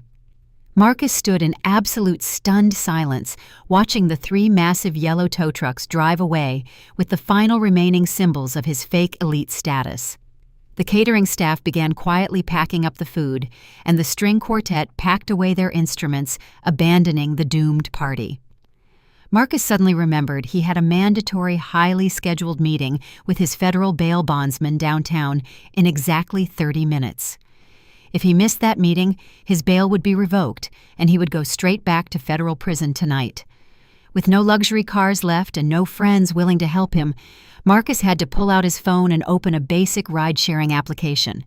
The wealthy elite guests slowly drove past him in their beautiful luxury vehicles, watching through their tinted windows, as Marcus stood alone on the curb in his expensive velvet jacket. He looked incredibly small and totally pathetic as he waited for a standard cheap Uber X to arrive and take him away.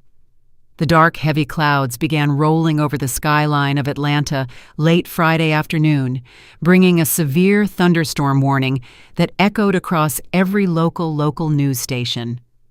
Inside my beautiful, secure penthouse, high above the city streets, I was peacefully enjoying a warm cup of jasmine tea while listening to the gentle rhythm of the rain tapping against my thick, soundproof windows. I felt incredibly safe and completely unbothered by the rapidly deteriorating weather conditions outside. However miles away in the exclusive Buckhead neighborhood, my arrogant ex-husband Marcus was about to experience the absolute worst night of his entire pathetic life. He was currently trapped inside the $10 million luxury villa with his 25-year-old mistress, Chloe. The massive house was entirely stripped of its beautiful imported sports cars, and Marcus was currently out on federal bail waiting for his massive criminal trial to officially begin. He foolishly believed that as long as he still possessed the massive physical estate, he still retained some undeniable measure of his fake elite status and extreme wealth. He genuinely thought the grand marble columns and the sweeping staircases would somehow magically protect him from the terrifying legal consequences of his own terrible actions. As the sun completely disappeared behind the thick, aggressive storm clouds, the heavy rain began falling in massive, blinding sheets. The wind howled violently, ripping through the manicured trees and aggressively battering the tall custom glass windows of the sweeping luxury estate. Marcus was nervously pacing across the massive imported marble floor of the grand foyer, holding a cheap flashlight because the neighborhood power grid had already completely failed. Chloe was sitting on the grand staircase wrapped in an expensive silk blanket, loudly complaining about the freezing temperature and the lack of wireless internet connection. She blamed Marcus for the terrible evening, completely unaware that the heavy storm was the absolute least of their massive problems. Beneath the heavy marble foundation of the beautiful house, the saturated ground was rapidly shifting. The secret massive sinkhole that I had carefully kept hidden from Marcus was finally giving way under the extreme weight of the heavy torrential rainfall. The unstable earth groaned deeply, a terrifying low sound that violently vibrated right through the soles of Marcus' expensive leather shoes. Suddenly, a loud, deafening crack echoed through the pitch-black house, sounding exactly like a massive explosion going off directly beneath their feet. Marcus screamed, dropping his plastic flashlight as the pristine white marble floor of the grand foyer literally split completely open in a jagged, terrifying line. The expensive imported tiles violently shattered into hundreds of sharp pieces, flying across the dark room. The entire western wing of the massive $10 million estate physically dropped several inches, causing the thick drywall to violently tear apart and the custom crown molding to crash heavily onto the floor. Chloe shrieked in absolute terror, scrambling backward up the grand wooden staircase as the entire luxury house continued to loudly groan and dangerously shift around them. But the absolute nightmare had only just begun for the arrogant, foolish man who thought he had completely outsmarted me. The massive, violent shift in the crumbling foundation completely severed the main municipal plumbing lines connected directly to the enormous Buckhead estate. Within absolute seconds, a terrible, foul-smelling, thick brown sludge began aggressively bubbling up through the shattered marble tiles in the grand foyer. The violent backup of raw, toxic sewage quickly flooded the beautiful, expensive floors, rapidly spreading across the pristine white carpets in the formal living room and destroying the custom velvet furniture. The horrible, suffocating stench of raw human waste completely filled the dark, freezing house, making Chloe violently gag and cover her face with her silk blanket. Marcus stood completely frozen in the dark, listening to the rushing sound of toxic sewage destroying the only valuable asset he had left in the entire world. He was completely trapped inside a dark, sinking, smelly nightmare, with absolutely no emergency power and no luxury cars to escape the terrible devastation. He spent the entire long, terrifying night huddled on the top landing of the grand staircase, listening to the massive $10 million villa slowly tear itself completely apart under the brutal, punishing force of the heavy storm. When the bright morning sun finally rose over the devastated city of Atlanta, the true catastrophic damage to the estate was fully revealed. The storm had passed, but the beautiful luxury house was entirely ruined. The front yard had massive deep sinkhole depressions, and the massive brick retaining walls were completely cracked and leaning dangerously toward the flooded street. Inside the house, Marcus waded through ankle-deep raw toxic sewage, wearing thick rubber boots he found in the garage. The smell was absolutely unbearable, and the thick brown water had completely ruined the lower level of the massive home. Desperate to fix the terrible disaster, Marcus violently waded into my old, pristine home office, located near the back of the property. He aggressively pulled open the heavy wooden desk drawers, frantically searching for the thick blue folder containing the premium hazard insurance policy. He planned to immediately file a massive multi-million-dollar emergency claim to rebuild his precious, ruined estate. Instead of finding the active insurance policy documents, Marcus found a different thick manila envelope that I had intentionally left, sitting right on top of the desk for him to eventually discover. He quickly wiped his dirty, sweating hands on his ruined velvet trousers and ripped open the heavy paper envelope. Inside was a highly detailed professional geological engineering report that I had commissioned completely secretly several months prior to our bitter divorce. The bold red letters across the top page clearly stated the entire property was officially condemned due to extreme catastrophic ground instability and an active expanding sinkhole. The report explicitly detailed how the heavy foundation was fundamentally compromised and warned that any heavy rainfall would cause a massive structural collapse. I had known about the sinkhole for months, and I had perfectly timed the legal transfer of the property to ensure he was the sole owner when the inevitable disaster finally occurred. Marcus stared at the detailed scientific report, his hands violently shaking as the absolute terrifying reality of his situation washed over his panicked brain. He frantically grabbed his cell phone and immediately dialed the direct emergency claim number for our exclusive private estate insurance broker.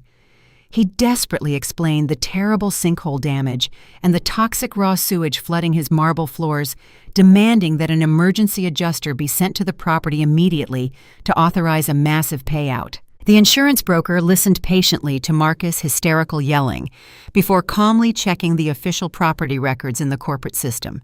"I am incredibly sorry, Mr. Marcus," the broker stated, his voice totally flat and completely unhelpful. "Your premium comprehensive hazard insurance policy was completely canceled and entirely voided exactly 5 days ago." Marcus felt all the air violently leave his lungs. He loudly demanded to know exactly who authorized the immediate cancellation of his expensive protective policy. The broker calmly replied that Naomi, the previous primary policyholder, legally terminated the entire coverage package on the exact same day the property deed was formally transferred exclusively into your name. Because you never established a brand new policy under your own name, the property is currently completely uninsured for any structural or environmental damage. The phone slipped from Marcus' wet, shaking hands and splashed directly into the toxic brown sewage water covering the office floor. He was standing inside a ruined, condemned sinking building with absolutely no insurance coverage to fix the massive catastrophic damage. He was already facing $15 million in federal tax fraud charges, and now his only remaining physical asset was completely worthless. But my perfect revenge was not entirely finished with him just yet. As Marcus stumbled out of the ruined office and walked out the heavy front doors to get some fresh air, he saw a white city municipal vehicle carefully parked at the edge of his collapsing driveway. 2 stern-looking city code enforcement officers wearing bright yellow reflective jackets were standing near the massive iron gates, taking dozens of photographs of the terrible environmental disaster. The toxic raw sewage from his ruined plumbing had actively flooded out of the front doors and was currently spilling directly into the protected municipal storm drains on the public street. One of the city officers slowly walked up the cracked driveway, carefully avoiding the deep sinkhole depressions, and handed Marcus a heavy plastic clipboard. "Mr. Marcus," the officer said, speaking with absolute legal authority, "your failing property is currently discharging massive amounts of toxic biological waste directly into the city water supply. This is a severe violation of the Federal Clean Water Act and the local municipal environmental protection codes. The city has officially condemned this structure, and you are formally ordered to immediately halt the toxic discharge and completely remediate the contaminated soil at your own personal expense."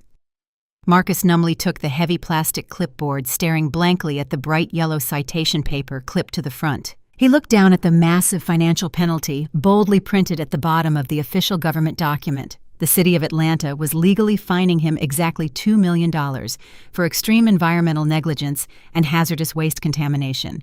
The fine was issued directly to him as the sole registered owner of the ruined property, and the document clearly stated the massive penalty was due within 30 days, or a local warrant would be issued for his immediate arrest. Marcus slowly dropped to his knees, right there on the cracked, wet concrete of his ruined driveway, completely defeated. The $2 million fine was the absolute final devastating blow that destroyed his entire pathetic, arrogant existence. I had given him the entire beautiful empire he so aggressively demanded, and he was now completely drowning in the toxic, filthy ruins of his own massive, unearned greed, while I enjoyed my peaceful, warm cup of jasmine tea, safely miles away from the mess. Marcus was forced to abandon the massive $10 million villa after the raw sewage completely destroyed the entire lower level. With his corporate bank accounts frozen and his luxury cars repossessed, he had absolutely no choice but to rent a cheap, dingy motel room on the outskirts of Atlanta. The heavy stench of cheap bleach and stale cigarette smoke filled the tiny room, a brutal downgrade from the sweeping marble staircases he was used to. Chloe, his 25-year-old mistress, was sitting on the edge of the lumpy mattress, staring at the peeling wallpaper with absolute disgust. She had not signed up for a life of poverty and federal indictments. She had signed up for first-class flights to Monaco and expensive diamond necklaces. While Marcus was in the cramped bathroom desperately trying to wash the toxic sewage smell off his skin, using a tiny bar of cheap soap, Chloe quietly sprang into action. She pulled her designer leather duffel bag from the floor and began frantically stuffing her expensive clothes inside.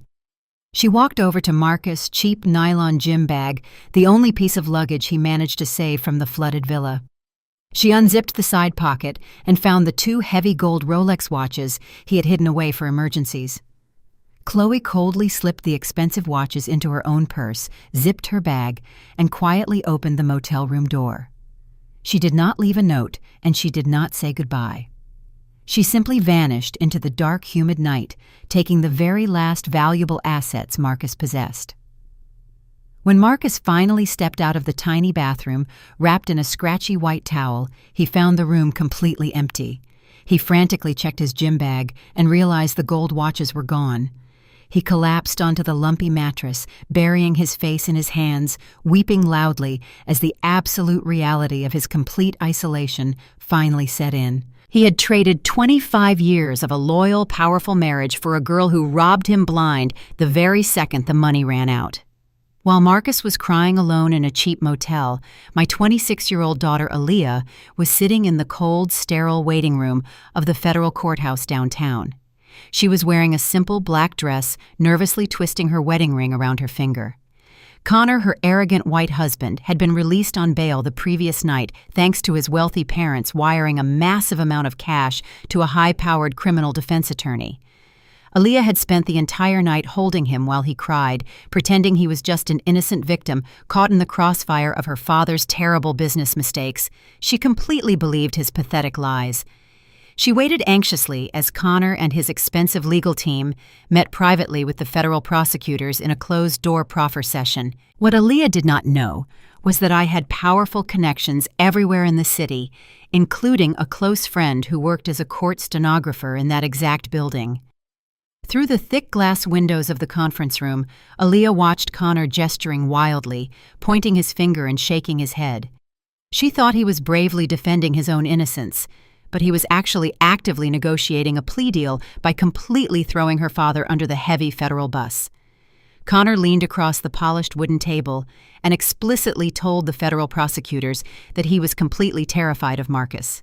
He intentionally weaponized his white privilege, portraying himself as a naive young man who was aggressively manipulated and physically intimidated by a large, angry black man.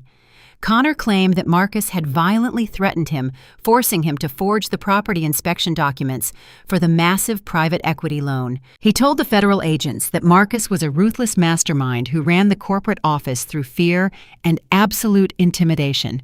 He painted my ex-husband as a dangerous criminal, completely ignoring the fact that Marcus was actually just a foolish coward. Aaliyah watched through the glass as the prosecutors eagerly took notes, writing down every single malicious lie her husband enthusiastically fed them to save his own skin. After 2 agonizing hours, the heavy wooden door to the conference room finally opened. Connor walked out flanked by his expensive legal team, looking incredibly relieved and practically glowing with arrogant confidence. Aaliyah quickly stood up, rushing over to him and wrapping her arms around his waist. She asked him if everything was going to be okay, if they had finally cleared up the terrible misunderstanding. Connor awkwardly pulled away from her embrace, smoothing down his tailored suit jacket and refusing to meet her eyes. His lead attorney, a tall, intimidating man with silver hair, cleared his throat and told Aaliyah that they needed to speak privately. They walked down the quiet marble hallway, away from the busy waiting area. Connor looked at Aaliyah, his face completely devoid of any warmth or affection. He coldly explained that he had successfully secured a highly favorable immunity deal with the federal prosecutors. He bragged that he would not serve a single day in federal prison because he had agreed to be the primary star witness against Marcus. Aaliyah felt the air completely leave her lungs. She stared at the man she had married, completely unable to comprehend the absolute betrayal she was hearing. She asked him how he could possibly testify against her father, knowing that they had forged those loan documents together. Connor scoffed loudly, rolling his eyes, as if she was incredibly stupid for even asking the question. He arrogantly told her that his family reputation was far too important to be ruined by associating with a sinking ship like Marcus. He said it was every man for himself, and he was not going to let a foolish, arrogant black man drag him down into the gutter. Aaliyah physically stepped back, her hand flying up to cover her mouth as the sickening racial undertones of his cruel statement hit her like a violent physical blow. She finally saw Connor for exactly who he truly was. He was not a brilliant tech entrepreneur or a loving husband. He was a parasitic, cowardly boy who had happily fed off her family wealth and was now eagerly feeding her father to the federal wolves to save his own pathetic life. Aaliyah began to cry loudly, her voice echoing down the cold marble hallway of the courthouse. She begged Connor to withdraw his terrible testimony, pleading with him to find another way to fight the federal charges as a united family. She foolishly reminded him of the vows they had taken at their expensive, lavish wedding that I had personally paid for. But Connor did not look at her with any sympathy or love. He reached inside the inner pocket of his expensive tailored suit jacket and pulled out a thick folded stack of legal documents. He casually shoved the heavy papers directly into Aaliyah's trembling hands. She looked down at the documents, her tear-filled eyes struggling to read the bold black print across the top page. It was a formal petition for absolute divorce. Connor had secretly instructed his legal team to draft the divorce papers the very minute he was released on bail the night before. He coldly explained that his parents had strictly demanded he completely sever all legal and financial ties to her immediately to protect his precious family trust fund from any potential federal asset seizures. He told her that her family name was now completely toxic, and he could not risk having his brand associated with a convicted federal felon. Aaliyah stood completely frozen, holding the devastating divorce papers, while her entire world violently collapsed around her.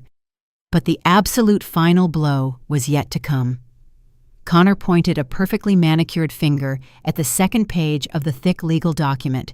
He arrogantly informed her that because her father had caused this massive corporate disaster, she was financially responsible for the fallout. The divorce petition included a strict legal demand that Aaliyah personally pay for all of Connor's incredibly expensive criminal defense attorneys. He was officially abandoning her, destroying her father, and legally demanding that she foot the massive bill for his betrayal.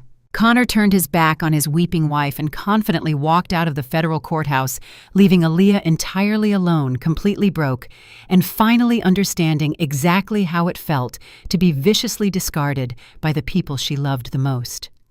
She collapsed onto the hard wooden bench in the hallway, gasping for air, as the reality sank into her mind.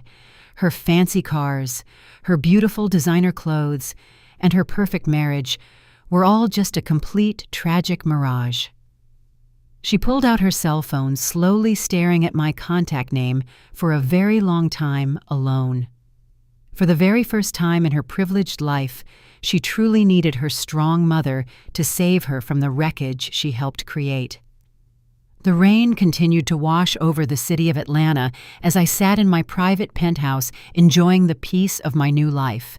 My building was highly exclusive, requiring 3 separate layers of elite security just to access the private elevators. I had intentionally kept this property completely hidden from Marcus and Connor, knowing they would only try to steal it.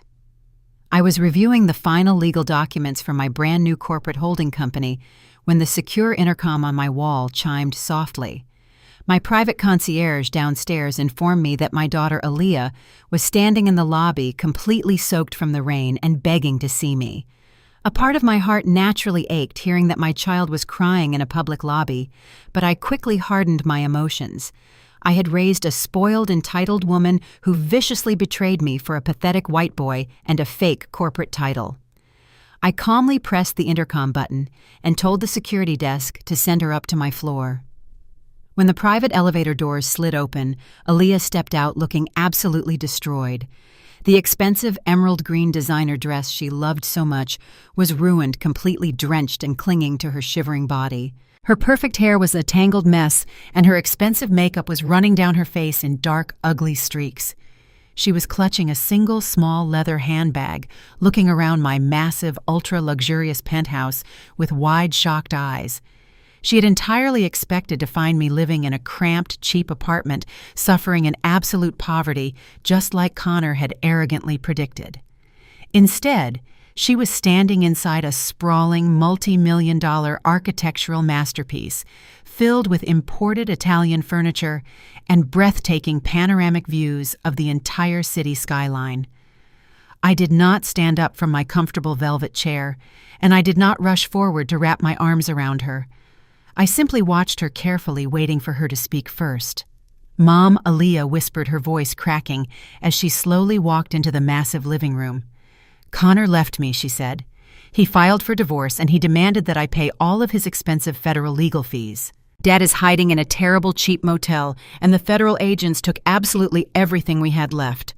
Aaliyah collapsed onto her knees right there on my pristine white rug, sobbing loudly and completely burying her face in her hands. She cried about how Connor had aggressively thrown her father to the federal prosecutors and how she had absolutely no money left in her personal bank accounts because Connor had secretly drained them. She looked up at me with desperate, pleading eyes, expecting me to immediately transform back into the soft, protective mother I had always been. She fully expected me to write her a massive check hire, a team of elite lawyers, and magically fix the terrible, broken mess she had enthusiastically helped create. I set my cup of tea down on the glass table and looked at my weeping daughter with absolute total emotional detachment. "I am not going to save you, Aaliyah," I said, my voice completely flat and entirely devoid of any maternal warmth. The heavy words hung in the quiet air of the massive penthouse, completely stunning her. She stopped crying for a brief second, staring at me in pure disbelief. "But Mom, I have absolutely nowhere else to go," she pleaded, her voice trembling with genuine fear. "You have to help me because I am your only daughter."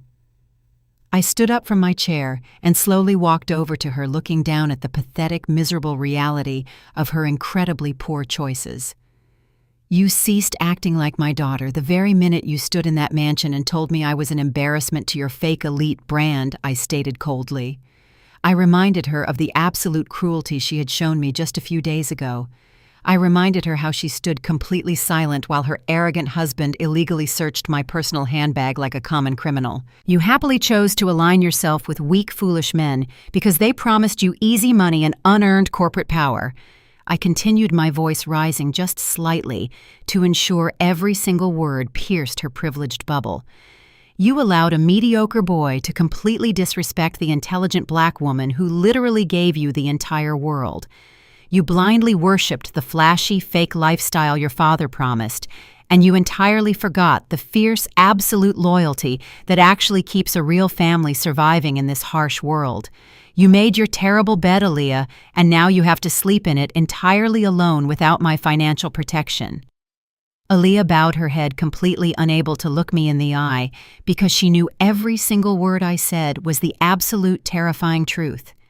She had traded her own flesh and blood for a luxury car and a fake tech startup that never even existed. She wept silently, her tears soaking into my pristine white rug, finally experiencing the brutal, crushing weight of actual, real-world consequences. She softly asked me what she was supposed to do now that her credit cards were canceled and her husband had completely abandoned her. I walked over to the massive floor-to-ceiling window looking out at the dark, rainy city. I was not going to give her a single penny of my massive hidden wealth. Giving her free money would only continue the terrible, toxic cycle of unearned privilege that had completely ruined her character in the first place. If she wanted to survive, she was going to have to actually work for it. "I am currently launching a brand new elite crisis management firm," I said, keeping my back turned toward her. "It is going to be 10 times larger and significantly more powerful than the fake company your father and your husband completely destroyed this week." Aaliyah slowly stood up from the floor, wiping her ruined makeup from her wet cheeks. She looked hopeful for the very first time, thinking I was about to offer her a massive executive position and a huge salary to help me run the new empire. "I need a new front desk receptionist," I stated calmly, turning around to face her directly. "The position pays exactly $15 an hour, which is the exact same pathetic minimum wage your terrible husband offered me when he thought I was completely broke. You will be required to answer the phone lines, organize the digital files, and fetch hot coffee for the senior executive staff." Aaliyah stared at me, her jaw dropping in absolute utter shock. She had a master's degree from an expensive private university, and she had spent the last 3 years pretending to be a high-level corporate executive simply because she carried my last name. The sheer thought of sitting at a front desk answering phones for minimum wage was completely horrifying to her deeply ingrained sense of massive entitlement.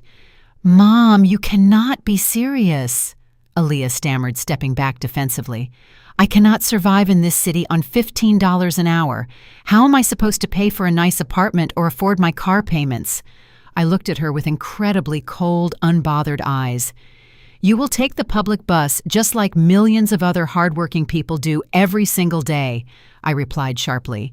"You will rent a tiny, cheap apartment with a roommate, and you will learn the actual absolute value of a single, hard-earned dollar." I walked back to my velvet chair and sat down, crossing my legs elegantly. I told her that she had exactly 2 completely non-negotiable options.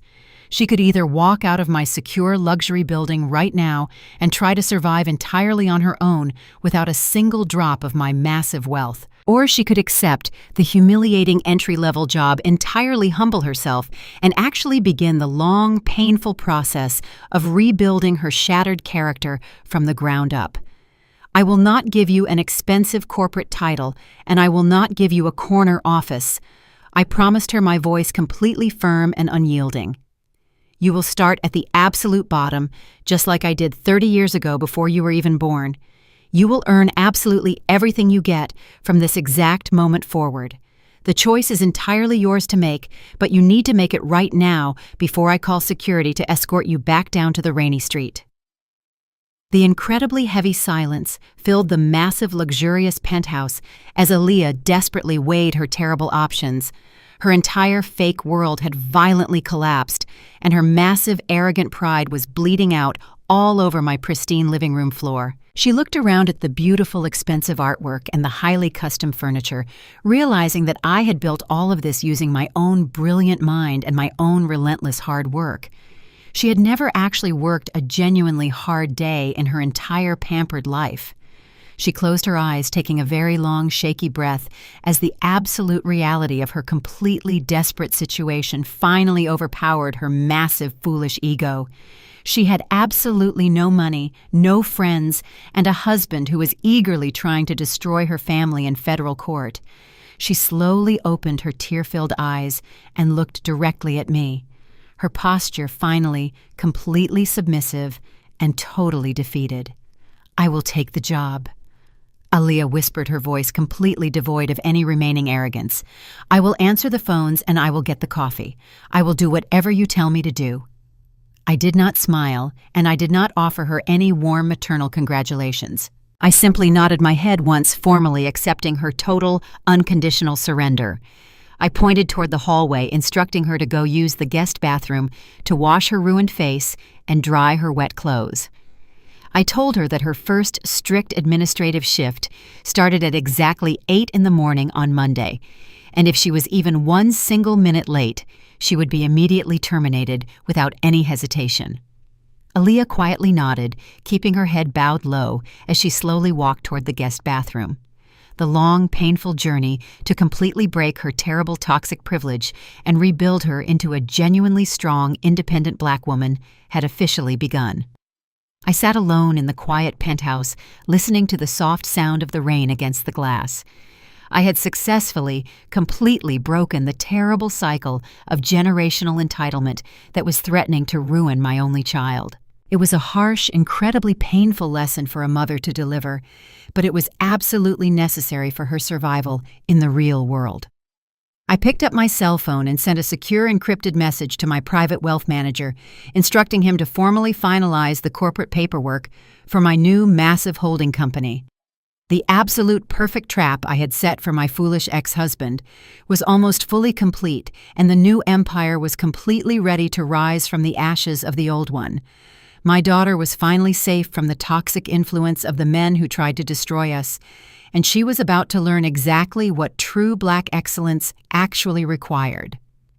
The city lights sparkled brilliantly through the heavy rain, reflecting perfectly across the polished surface of my expensive glass table.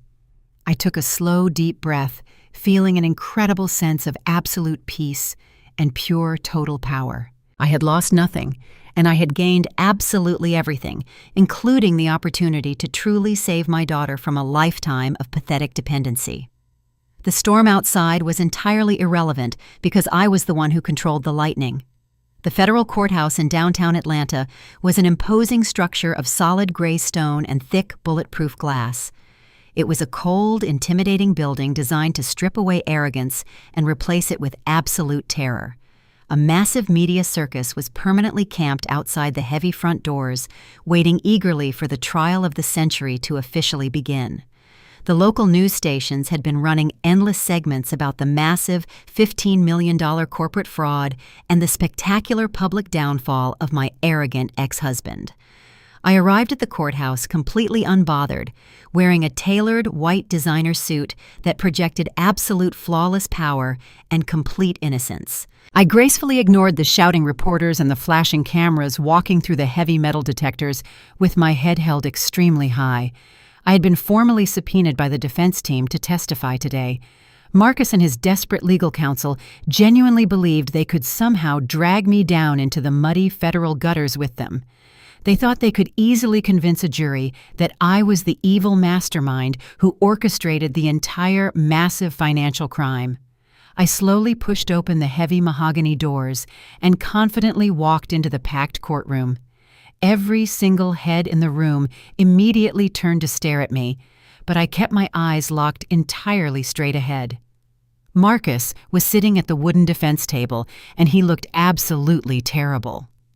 The man who used to strut around in expensive custom Italian linen was now wearing an ill-fitting cheap gray suit that looked completely ridiculous on his large frame. His face was deeply sunken, his skin looked gray, and his hands were constantly shaking. Because he was entirely broke and totally abandoned by his wealthy son-in-law, he was forced to rely on an overworked public defender to save his pathetic life. The public defender was a short, nervous man who looked completely exhausted, surrounded by messy stacks of unorganized legal files. Marcus glared at me with absolute pure hatred as I calmly took my seat directly behind the wooden prosecution table. He truly believed he was about to expose me to the entire world and ruin my perfect new life. The stern federal judge entered the silent courtroom and officially called the high-profile case to order. The jury members sat completely still, watching the dramatic scene unfold with incredibly wide eyes. After a few tedious preliminary motions, the exhausted public defender slowly stood up and formally called his primary star witness to the stand. He called my name loudly, his voice echoing across the large, quiet room. I stood up, smoothing my pristine white jacket, and walked confidently toward the wooden witness box. I placed my hand on the heavy leather Bible and swore an oath to tell the complete, absolute truth before taking my seat. I looked directly at the 12 members of the jury, offering them a polite, warm smile that immediately established my total credibility. I was not a terrified criminal hiding from the law. I was a highly successful, intelligent black woman who was simply doing her civic duty. The public defender nervously approached the witness stand, clutching a yellow legal notepad tightly in his sweaty hands. He immediately launched into a highly aggressive line of questioning, completely designed to rattle my nerves. He loudly accused me of being the true secret mastermind behind the entire failing corporate empire. He paced back and forth across the polished wooden floor, demanding to know how a brilliant chief executive officer could completely miss a massive $15 million tax fraud happening right under her own nose. He aggressively pointed his finger at me, stating that I intentionally set up the illegal offshore accounts, and then cowardly ran away the exact second the federal government started asking questions. He painted Marcus as a naive, foolish victim who was completely manipulated by a greedy, calculating wife. He told the jury that I forced Marcus to sign the terrible predatory loan documents and then maliciously reported him to the authorities just to steal his company. I sat perfectly still in the wooden chair, listening to his ridiculous, desperate lies without showing a single ounce of anger or human emotion. I did not raise my voice, and I did not argue with his highly aggressive tone. I knew that losing my temper would only give the defense exactly what they desperately wanted. When the public defender finally paused to take a deep breath, I leaned forward slightly toward the small black microphone. I answered his ridiculous questions with incredible slow precision, completely destroying his pathetic narrative with basic absolute logic. I calmly explained that Marcus had violently demanded absolute sole ownership of the entire corporate entity during our highly documented legal divorce mediation. I clearly stated that I completely surrendered every single financial asset to him simply because I wanted a peaceful separation. I gently reminded the public defender that Marcus was the only person who physically signed the federal tax documents, the predatory bank loans, and the forged property inspections. The jury listened to my calm, steady voice, hanging on to my every single word. They looked over at Marcus, who was visibly sweating and violently chewing on his fingernails, completely looking like a terribly guilty man. The public defender, realizing he was rapidly losing the jury, pushed even harder. He raised his voice, demanding physical proof that I had absolutely no prior knowledge of the massive illegal embezzlement scheme. He aggressively slammed his yellow notepad onto the wooden railing standing just inches away from my face. "If you were truly innocent, Naomi, you would have actively tried to stop your husband from committing federal crimes," he yelled dramatically. "You expect this intelligent jury to believe you just sat back and watched a $15 million fraud happen completely by accident." I looked the angry little man directly in the eyes and offered him a very small, chilling smile. I was simply waiting for my brilliant attorney DeAndre to stand up and completely end this pathetic circus. The judge angrily slammed his heavy wooden gavel, demanding that the public defender step back and show proper respect to the witness. The public defender angrily huffed and aggressively walked back to the defense table, claiming he had absolutely no further questions for me. He sat down next to Marcus, looking incredibly smug, thinking he had successfully planted a tiny seed of reasonable doubt in the minds of the jury. Marcus actually offered a sick little smile, genuinely believing his terrible lies were working. Then DeAndre slowly stood up from the prosecution side of the massive room. My lawyer was wearing an impeccable tailored navy blue suit, looking completely calm and utterly devastating. He picked up a sleek black leather briefcase and walked toward the center of the quiet courtroom with incredible, undeniable authority. The prosecution had officially called DeAndre as a special expert witness to introduce highly classified corporate communication logs. DeAndre politely asked the judge for permission to approach the primary witness stand and formally submit a massive new piece of physical evidence into the official court record. The judge quickly nodded, leaning forward with intense curiosity. DeAndre pulled a thick, heavy stack of printed papers from his leather briefcase.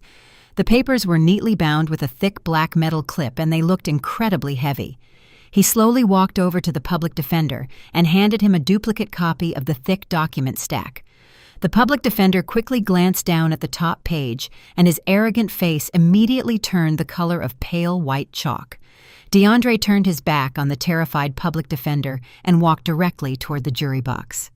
"Ladies and gentlemen of the jury," DeAndre began, his deep, powerful voice completely commanding the entire room. "The desperate defense team has just spent the last hour actively trying to convince you that my client Naomi is a cold, calculating criminal mastermind who secretly orchestrated this massive financial fraud. They boldly claimed she intentionally hid the illegal activities from her naive, clueless husband. However, the absolute truth is entirely different and completely documented in permanent, unalterable digital ink." DeAndre slowly raised the thick stack of papers high into the air so every single person in the courtroom could clearly see them. What I am currently holding in my hand is a highly encrypted, digitally verified internal communication log, completely recovered from the primary corporate servers. This official document contains over 50 separate electronic emails sent directly from Naomi to her ex-husband Marcus, spanning over a period of 3 entire years. The entire courtroom fell completely dead silent. You could literally hear the quiet humming of the air conditioning vents in the ceiling. Marcus suddenly looked like he was about to violently vomit all over the polished wooden table. He desperately grabbed his public defender's arm, whispering frantically, but it was entirely too late. The trap had officially completely snapped shut. DeAndre placed the heavy stack of papers onto the wooden podium and slowly put on his reading glasses. He opened the thick file and began reading the specific highlighted emails aloud to the completely silent courtroom. In an email dated exactly 2 years ago, Naomi explicitly wrote the following warning to Marcus. DeAndre cleared his throat, reading my exact written words. Marcus, you are illegally transferring massive sums of corporate money into a hidden offshore account. This is a severe direct violation of federal tax laws, and I strongly advise you to return the funds immediately before the Internal Revenue Service audits the firm. DeAndre paused, letting the heavy words completely sink in. He flipped the heavy paper page, reading another message sent just 6 months later. Marcus, I refuse to authorize this fake vendor invoice because it is clearly a fraudulent attempt to cover up your personal luxury expenses. If you continue to blatantly embezzle money from this company, I will be forced to officially resign from my executive position to protect my own legal integrity. DeAndre continued reading email after email, completely exposing every single warning I had ever given my arrogant ex-husband. I had practically begged him to stop stealing money and to follow the strict federal laws. I had created a massive, undeniable paper trail proving my absolute total innocence. The jury members were shaking their heads, looking at Marcus with absolute pure disgust. But DeAndre saved the absolute best piece of evidence for the very end. He pulled out a single sheet of paper, holding it up with a dramatic, confident flair. And how did the supposedly naive, clueless defendant reply to these incredibly serious legal warnings? DeAndre asked the jury, his voice dripping with intense, righteous sarcasm. Did he act surprised or confused? Did he claim he had absolutely no idea what Naomi was talking about? DeAndre looked directly at Marcus, who was now actively crying into his shaking hands. No, he did not, DeAndre stated loudly. In a direct reply sent just 3 weeks before the massive federal raid, Marcus explicitly typed these exact arrogant words. DeAndre read the final damning email loudly and clearly. Naomi, you are nothing but a glorified secretary. I am the sole boss of this entire company, and you will do exactly what I say. Stop questioning my brilliant financial decisions and mind your own business. I own the money and I make the rules. The entire courtroom loudly gasped, all at the exact same time. The local news reporters, sitting in the back rows, frantically started typing on their cell phones, rushing to break the massive, incredible story. The judge slammed his heavy wooden gavel loudly, demanding absolute order in the court, but the loud, chaotic buzzing continued. Marcus had literally confessed to his massive, arrogant crimes in permanent writing, completely destroying his own pathetic defense strategy. He had explicitly confirmed that he was the absolute boss, completely ignoring my desperate warnings and fully claiming total responsibility for the illegal money. He had dug his own massive grave, decorated it with his arrogant pride, and eagerly jumped headfirst into the deep, dark hole. The public defender slowly sat down completely, burying his face in his hands, totally defeated.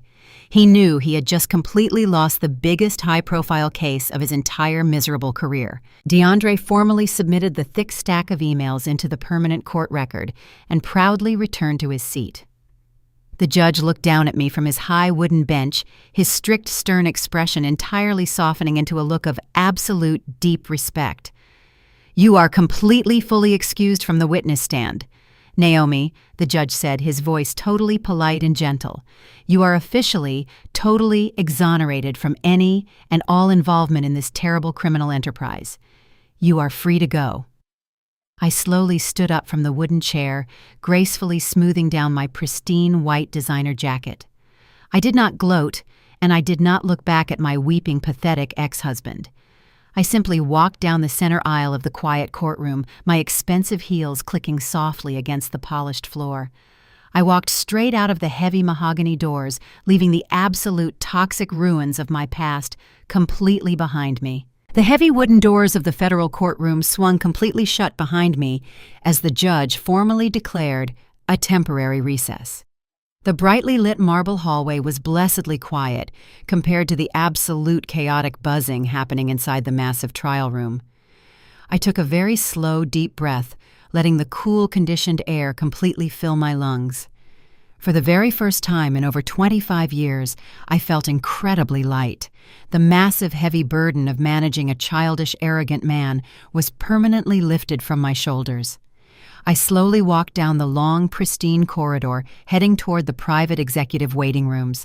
My expensive designer heels clicked softly and rhythmically against the polished stone floor, echoing perfectly in the quiet space. I did not feel any anger or sadness.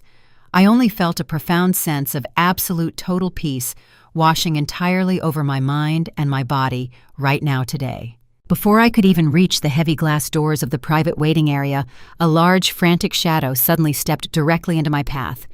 It was my ex-husband, Marcus. He had completely abandoned his overworked public defender at the wooden table and sprinted out into the hallway, desperately trying to catch me. He looked absolutely terrible up close. His face was deeply lined with pure terror, and his cheap gray suit was thoroughly drenched in nervous sweat. He was breathing heavily, his chest heaving up and down as if he had just run a massive marathon. "Naomi, please, you have to stop and talk to me," he begged, his voice cracking pathetically. He aggressively blocked the entire hallway, completely refusing to let me walk past him. I stopped walking and stood perfectly still, looking at the miserable, desperate man who had once proudly claimed to be my absolute equal. "I do not have absolutely anything to say to you, Marcus," I stated, my voice completely calm and entirely devoid of any human emotion. "The federal trial is actively proceeding, and you should probably go back inside before the judge holds you in direct criminal contempt." But my ex-husband Marcus completely ignored my perfectly logical warning. His eyes were wide and frantic, practically bulging out of his sweating face.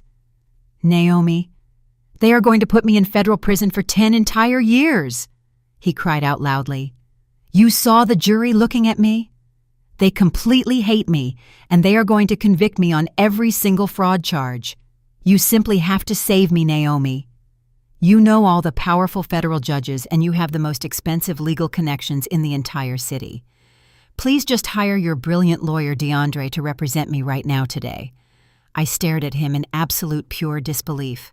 The sheer massive audacity of this man was entirely scientifically fascinating to witness in real time. He had aggressively stolen my life work, viciously insulted my intelligence, and openly flaunted his young mistress in my face. And now he was standing in a federal hallway demanding that I use my massive hidden wealth and my powerful legal connections to save him from the exact prison sentence he completely earned. "I am absolutely not going to hire anyone for you, Marcus," I replied coldly. "You aggressively demanded absolute sole ownership of the entire empire, and you explicitly told me to mind my own business. This massive $15 million disaster is entirely your own business now." I took a very slow step forward, expecting him to simply move out of my exact way. But he did something entirely unexpected and incredibly pathetic indeed. Marcus literally collapsed right there in the middle of the bright federal hallway. He dropped heavily onto his knees, the loud thud echoing loudly across the polished marble floor. He desperately reached out and grabbed the soft white fabric of my expensive designer skirt, burying his sweating face against my legs. He began to violently sob, crying like a terrified little boy who had just broken his favorite toy. "Naomi, please do not do this to me," he wailed, his voice echoing terribly down the long, quiet corridor. "We were legally married together for 25 incredibly long years. You simply cannot throw away a quarter of a century of love and deep family history over one stupid little mistake. I am the biological father of your only beautiful daughter. You promised to always love me and stand by my side through absolute sickness and health in front of God." I looked down at the heavy, weeping man clutching my skirt, and I felt absolutely nothing inside my heart but pure, intense, cold disgust. He was actually trying to aggressively weaponize our sacred marriage vows, the exact same vows he had repeatedly broken with countless young mistresses over the last decade. "You threw away our 25-year marriage the very second you walked into that mediation room and demanded everything I ever built," I said softly but firmly. "You did not care about the father of my daughter when you proudly let your arrogant son-in-law search my private handbag like a common criminal at your lavish divorce party. You only care about our long history right now because you are completely terrified of spending the rest of your miserable life wearing a cheap orange jumpsuit. Release my skirt right now, Marcus, before I loudly call federal security." He slowly let go of my expensive fabric, remaining entirely on his knees, weeping loudly into his shaking hands. Just as I turned to finally walk away, another pathetic figure slowly emerged from the shadows near the public restrooms. It was my son-in-law, Connor. He was wearing a wrinkled suit, and his face was completely red and swollen from crying. He had successfully secured his cowardly federal immunity deal, but the massive legal fallout had completely destroyed his fake life. His wealthy parents had officially cut him off completely, freezing his precious trust fund because he had brought massive, terrible shame to their elite family name. The expensive criminal defense attorneys he hired to negotiate his selfish plea deal were now aggressively demanding hundreds of thousands of dollars in unpaid legal fees. He was entirely broke, completely abandoned by his family, and facing massive, crushing civil debt alone. Connor slowly walked over to where Marcus was kneeling on the floor. He looked at me with incredibly desperate, pleading eyes, entirely forgetting all the terrible, arrogant insults he had thrown at me just a few weeks ago. "Naomi, please wait for me," Connor whimpered, his voice shaking violently today. "I know I made some really terrible mistakes, but I am entirely drowning in massive legal debt right now. My lawyers are threatening to completely seize my personal bank accounts and destroy my credit score permanently. You have so much hidden money, Naomi. You just launched a massive brand new holding company. Please just write me a small check to cover my expensive legal fees. We are still technically family, and you have to help me protect my future." He was literally begging the intelligent black woman he had openly mocked to save his precious white privilege from totally collapsing. I stood in the bright marble hallway, looking down at the two miserable men who had foolishly tried to completely destroy my entire existence. My ex-husband was kneeling on the cold floor crying hysterically about going to federal prison. My former son-in-law was standing next to him weeping pathetic tears and begging for a financial handout to save his fake elite reputation. I gracefully turned my back on both of them and confidently walked away down the incredibly bright marble corridor. My expensive heels clicked softly against the stone floor, leaving them completely alone in the cold, empty hallway. I proudly walked through the thick, heavy glass doors, stepping directly out into the warm, beautiful, shining Atlanta sunshine. The dark, terrible storm was finally completely over, and my beautiful, brand-new, flawless life was just officially beginning right now today. The absolute final day of the massive federal trial finally arrived with a very heavy gray sky pressing down over the bustling city of Atlanta. The sprawling courtroom was packed completely full of eager spectators, local news reporters, and curious legal professionals waiting to hear the final permanent fate of my former husband. I sat quietly in the second row of the heavy wooden gallery benches, wearing a perfectly tailored dark charcoal suit. I did not sit with the prosecution today, and I certainly did not sit anywhere near the miserable defense table. I was simply an independent observer quietly watching the absolute final chapter of my terrible past come to a formal, satisfying close. Marcus was sitting at the defense table wearing the exact same cheap gray suit he had worn for the entire duration of the trial. His hair was thinning rapidly, and he had lost a massive amount of physical weight, giving him the frail, pathetic appearance of a completely broken man. Connor was sitting a few rows behind him, entirely separated from his former father-in-law by a group of stern federal marshals. Connor looked constantly terrified, staring down at his scuffed shoes and refusing to make eye contact with absolutely anyone in the massive room. The heavy wooden door behind the high bench slowly opened, and the strict federal judge walked into the completely silent courtroom. Every single person immediately stood up in total respectful silence as the judge took his high seat, looking down at the guilty men with absolute pure judicial disgust. The strict judge slowly opened a very thick black leather binder containing all the official pre-sentencing reports and the formal federal guidelines. He looked directly at Marcus, his facial expression completely devoid of any sympathy or mercy. You stood before this court and actively attempted to blame an innocent, intelligent woman for your own massive, disgusting greed. The judge began, his deep voice echoing loudly across the silent room. You completely stole $15 million from the federal government, and you illegally embezzled massive amounts of private corporate wealth to fund a fake, arrogant lifestyle.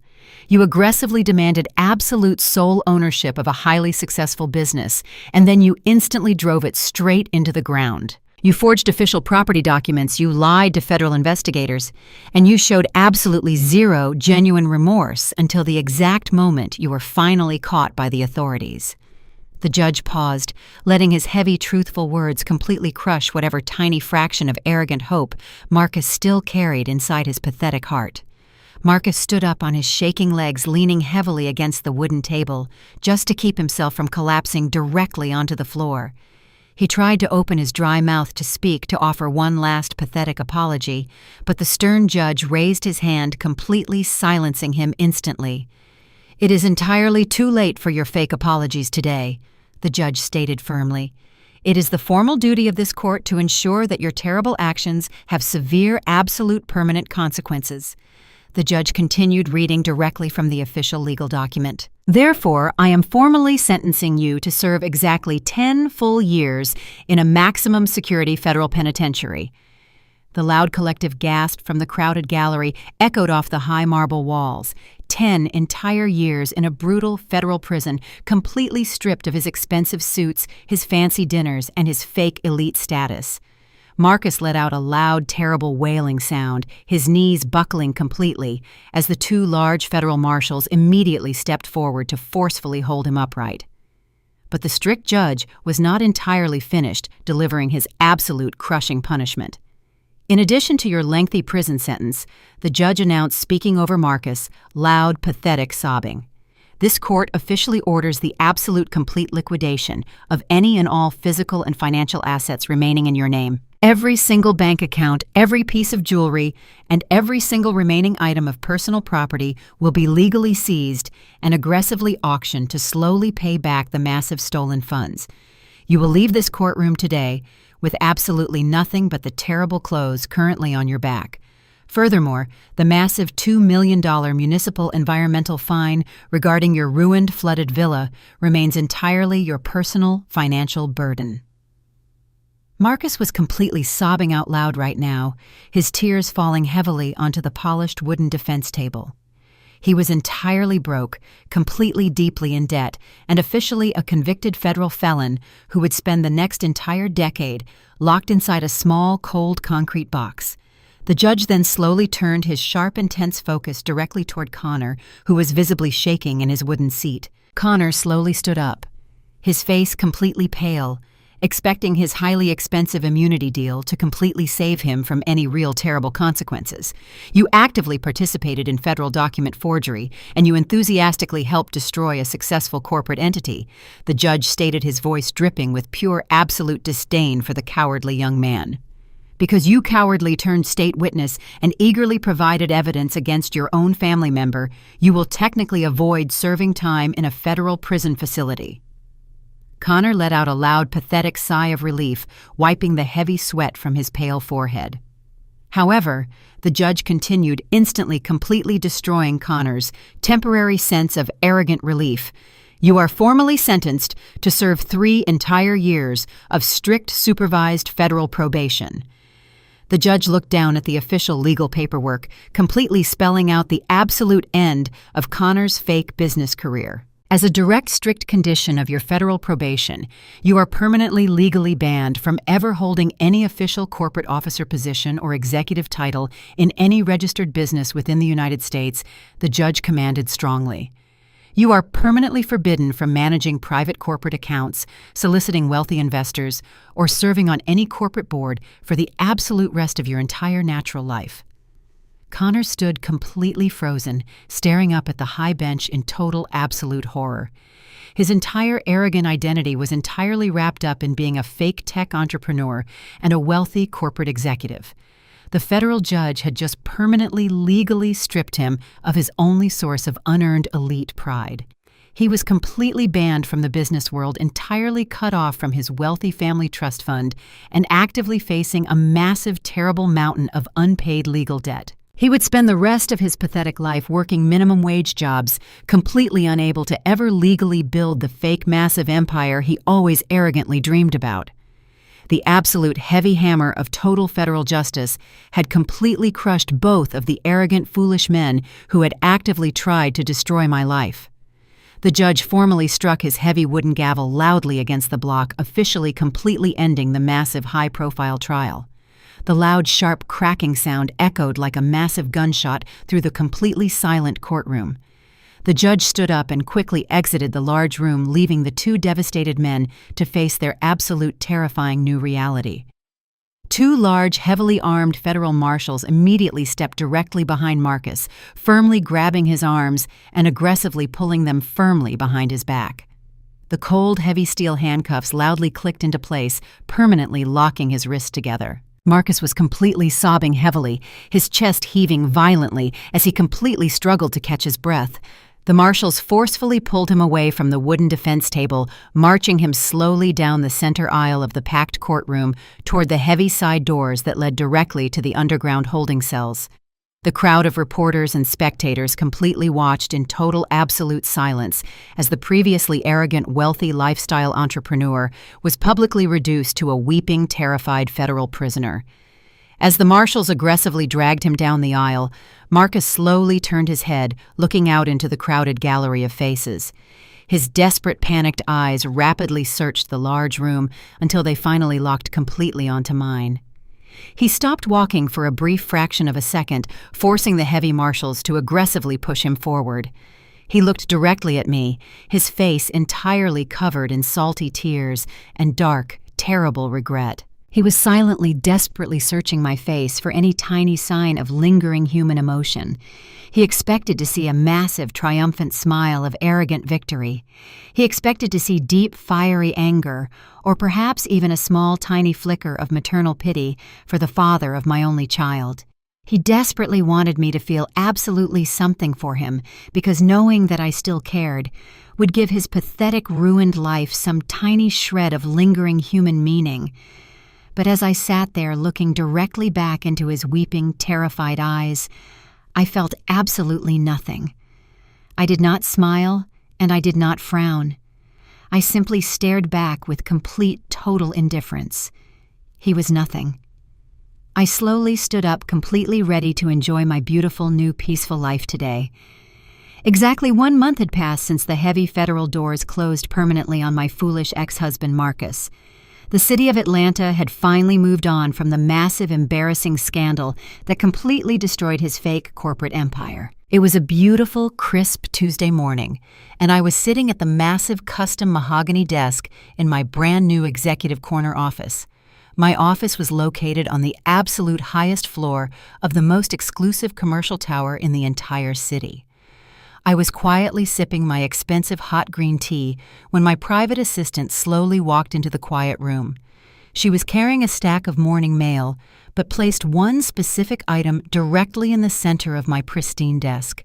It was the brand new monthly issue of the highly prestigious Forbes magazine. The heavy, glossy cover featured a stunning, professionally photographed portrait of me looking directly into the camera lens. I was wearing a tailored emerald green designer suit that radiated absolute, total, unbothered power and complete financial dominance. The massive, bold yellow text printed directly across the bottom of my photograph announced my brand new public title to the entire world: The Silent Queen of Public Relations. The highly detailed cover story spanned over 10 full pages inside the prestigious financial magazine, completely exposing my massive, brilliant corporate strategy. The incredibly sharp investigative journalist had spent the last 4 weeks meticulously digging through the messy public records of Marcus' massive bankruptcy and federal downfall. The detailed article beautifully explained exactly how the heavily indebted corporate shell company was aggressively liquidated by the federal bankruptcy courts to pay off the massive angry vendors. Every single valuable physical asset, including the expensive office furniture and the highly secure client databases, went straight to the public auction block immediately. When the federal government auctioned off the completely ruined pieces of Marcus' fake empire, nobody in the city wanted to touch them. The corporate brand was considered completely legally toxic and entirely associated with a massive $15 million tax fraud scandal. The starting bids at the federal auction were ridiculously low because the assets carried such a terrible, heavy public stigma. But the sharp journalist uncovered a completely shocking, completely legal financial maneuver that had quietly taken place during the massive public auction. A highly secretive private holding company had aggressively purchased every single pristine, valuable asset available. The private holding company had easily swept through the public auction, legally purchasing the top-tier server networks, the elite client databases, and the exclusive commercial office leases for absolute mere pennies on the dollar. They essentially bought a massive multi-million-dollar corporate infrastructure for the extremely low price of a used luxury car. The financial journalist revealed the massive, shocking truth to the entire stunned corporate industry. The highly secretive private holding company that legally purchased all the pristine corporate assets was quietly built and completely funded by me exactly 5 long years ago behind closed doors. I had completely recognized Marcus' toxic financial habits and his terrible, arrogant incompetence half a decade ago. I quietly utilized my private offshore trust accounts to formally establish an entirely separate, highly protected corporate entity, completely hidden from my ex-husband. When the completely ruined pieces of my old company went to the public auction, my hidden holding company legally bought them all straight back. The magazine article explicitly detailed how I had successfully executed an absolute masterclass in elite corporate surgery. I had completely isolated the dangerous financial cancer known as Marcus and aggressively cut him out permanently. The brilliant article completely proved that I had absolutely never lost a single penny of my actual massive personal wealth during the terrible, messy divorce.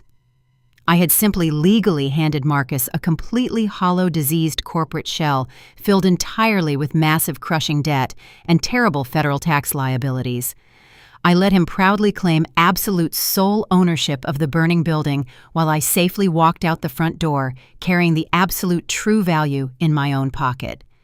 The public and the elite corporate industry completely exploded with absolute pure admiration and deep, fearful respect for my incredible, brilliant strategy. The heavy telephones in my brand new corporate office immediately began ringing completely off the hook the very second the magazine officially hit the public newsstands. My highly loyal former clients, including Evelyn, the powerful billionaire real estate mogul, immediately recognized my absolute brilliant genius.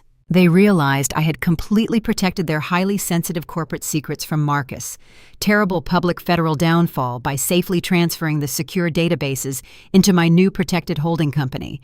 Every single major elite client who had angrily canceled their massive contracts with Connor completely rushed back to immediately sign brand new, highly lucrative agreements.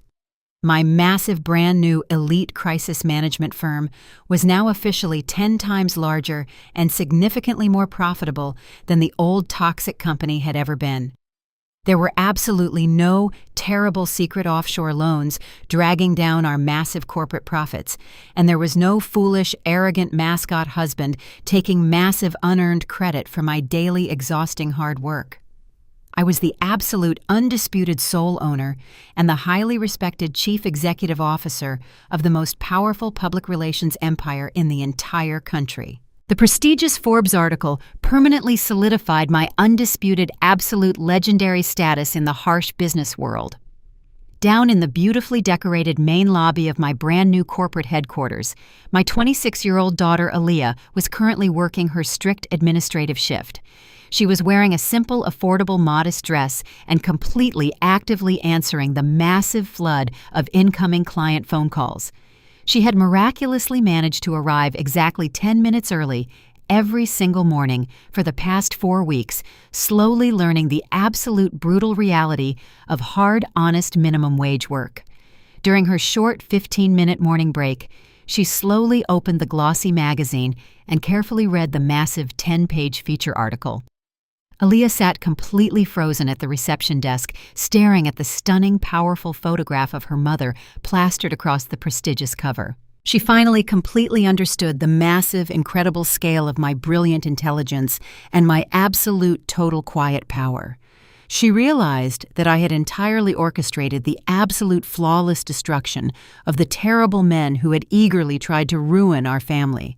She felt a deep, massive wave of pure, absolute shame for ever doubting my strength, and a brand new, intense spark of genuine, pure respect for the black woman who had literally built everything from nothing.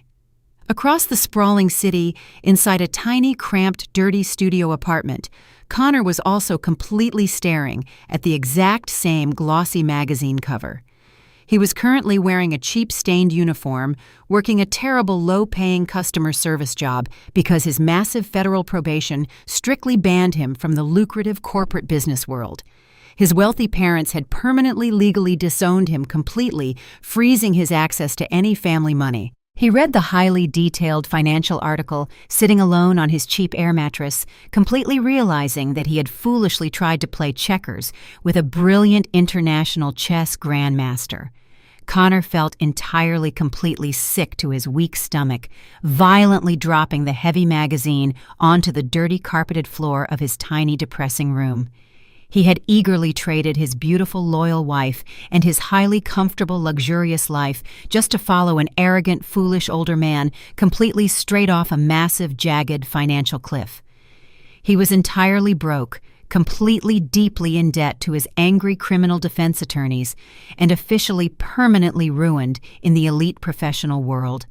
He would forever be completely known as the arrogant, foolish little boy who hopelessly tried to completely steal a massive, legendary empire. Miles away, completely trapped inside a tiny, cold concrete federal prison cell, Marcus was also officially informed of my massive, complete corporate victory. A sympathetic older prison guard had completely casually tossed a heavily folded copy of the famous business magazine directly onto his thin, uncomfortable prison cot.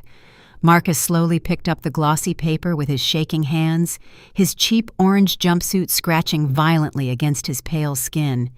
He stared down at my beautiful, powerful, calm face on the prestigious cover, and he let out a loud, terrible, pathetic wail that completely echoed through the dark federal cell block. Marcus entirely, completely understood that he was absolutely nothing but a minor temporary obstacle that I had flawlessly casually removed from my brilliant, successful path. I sat peacefully in my beautiful corner office, looking completely out through the massive floor-to-ceiling glass windows at the bright, shining city skyline. I had absolutely successfully weathered the terrible, dark, violent storm and completely emerged as the absolute, undeniable, undisputed queen of my massive industry. The incredible, sweet taste of absolute, complete victory was entirely perfect, and my brand new, flawless empire was officially completely ready to rule the entire world. 6 months after the federal trial concluded, I purchased a brand new private estate nestled deeply within the lush green hills of the most exclusive neighborhood in the state.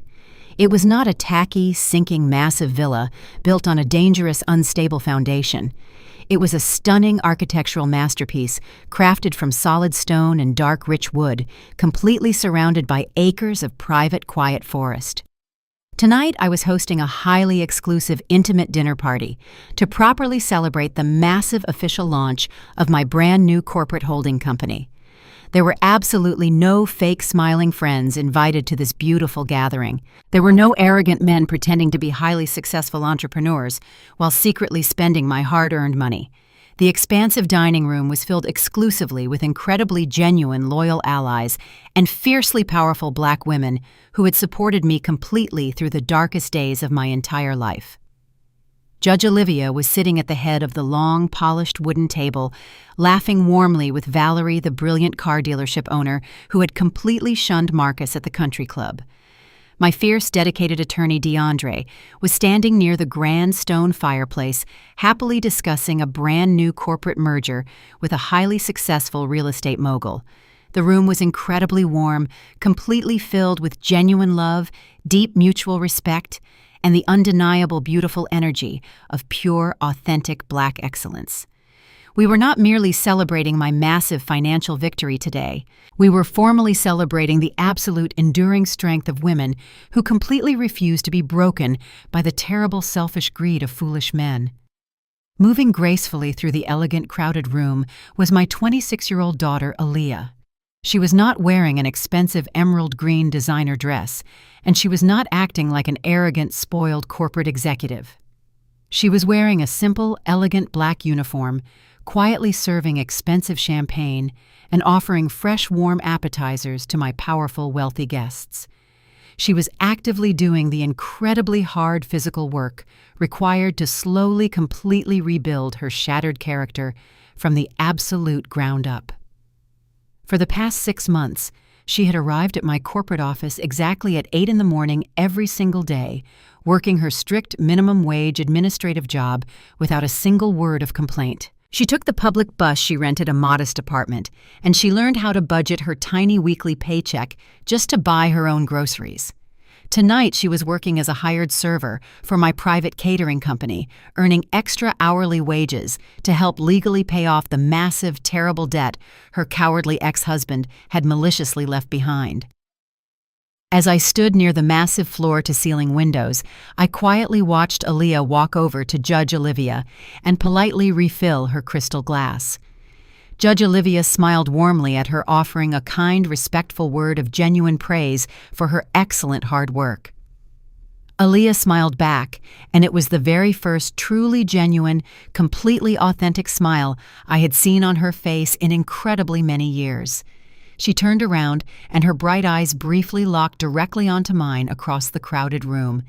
She did not look at me with arrogant entitlement or bitter toxic resentment anymore. She looked at me with absolute profound awe and incredibly deep, newfound respect. She finally entirely understood the massive, heavy sacrifices I had made to protect our family, and she was finally learning how to actively build her own genuine strength. I offered my beautiful, hard-working daughter a very small, incredibly proud nod of silent approval before I quietly slipped out through the heavy glass doors onto the massive private outdoor balcony. The cool evening breeze felt absolutely wonderful against my warm skin as I stepped up to the smooth stone railing. I looked out over the sprawling, magnificent city skyline, watching the millions of bright, twinkling lights stretching out for endless miles into the dark night. I took a very slow, incredibly deep breath, completely absorbing the absolute total peace of my brand new, flawless reality. I had entirely survived a massive, brutal betrayal that would have completely destroyed a much weaker woman. My foolish ex-husband, Marcus, was currently sitting completely alone in a tiny, freezing federal prison cell with absolutely nothing but his terrible, bitter regrets to keep him warm. My cowardly former son-in-law, Connor, was completely permanently exiled from the lucrative professional business world, forced to work terrible low-paying jobs for the absolute rest of his miserable life. They had eagerly tried to violently strip me of my massive wealth, my beautiful home, and my hard-earned professional dignity. But I did not scream, and I did not cry, and I did not desperately fight them in the messy public gutter. I simply allowed their own massive, terrible arrogance to completely efficiently destroy them. As I stood completely alone on the beautiful, quiet balcony, looking down at the massive, shining empire I had brilliantly, successfully reclaimed, I felt a massive wave of pure, total power wash over my entire soul. Sometimes the absolute sweetest, most satisfying revenge in the entire world is not aggressively fighting back against your enemies. It is simply giving them exactly what they arrogantly asked for and quietly watching them totally drown in it. Thank you very much for taking the time to listen to my incredibly personal journey of absolute betrayal and ultimate corporate revenge tonight.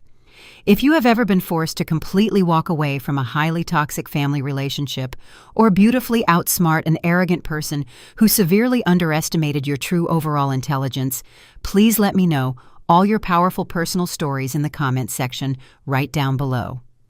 Do not ever forget to officially hit the like button and completely subscribe to this amazing channel for many more highly empowering stories about incredibly strong, independent women fiercely reclaiming their absolute rightful power. Always firmly remember that your true value is entirely non-negotiable. Have a truly wonderful, peaceful night.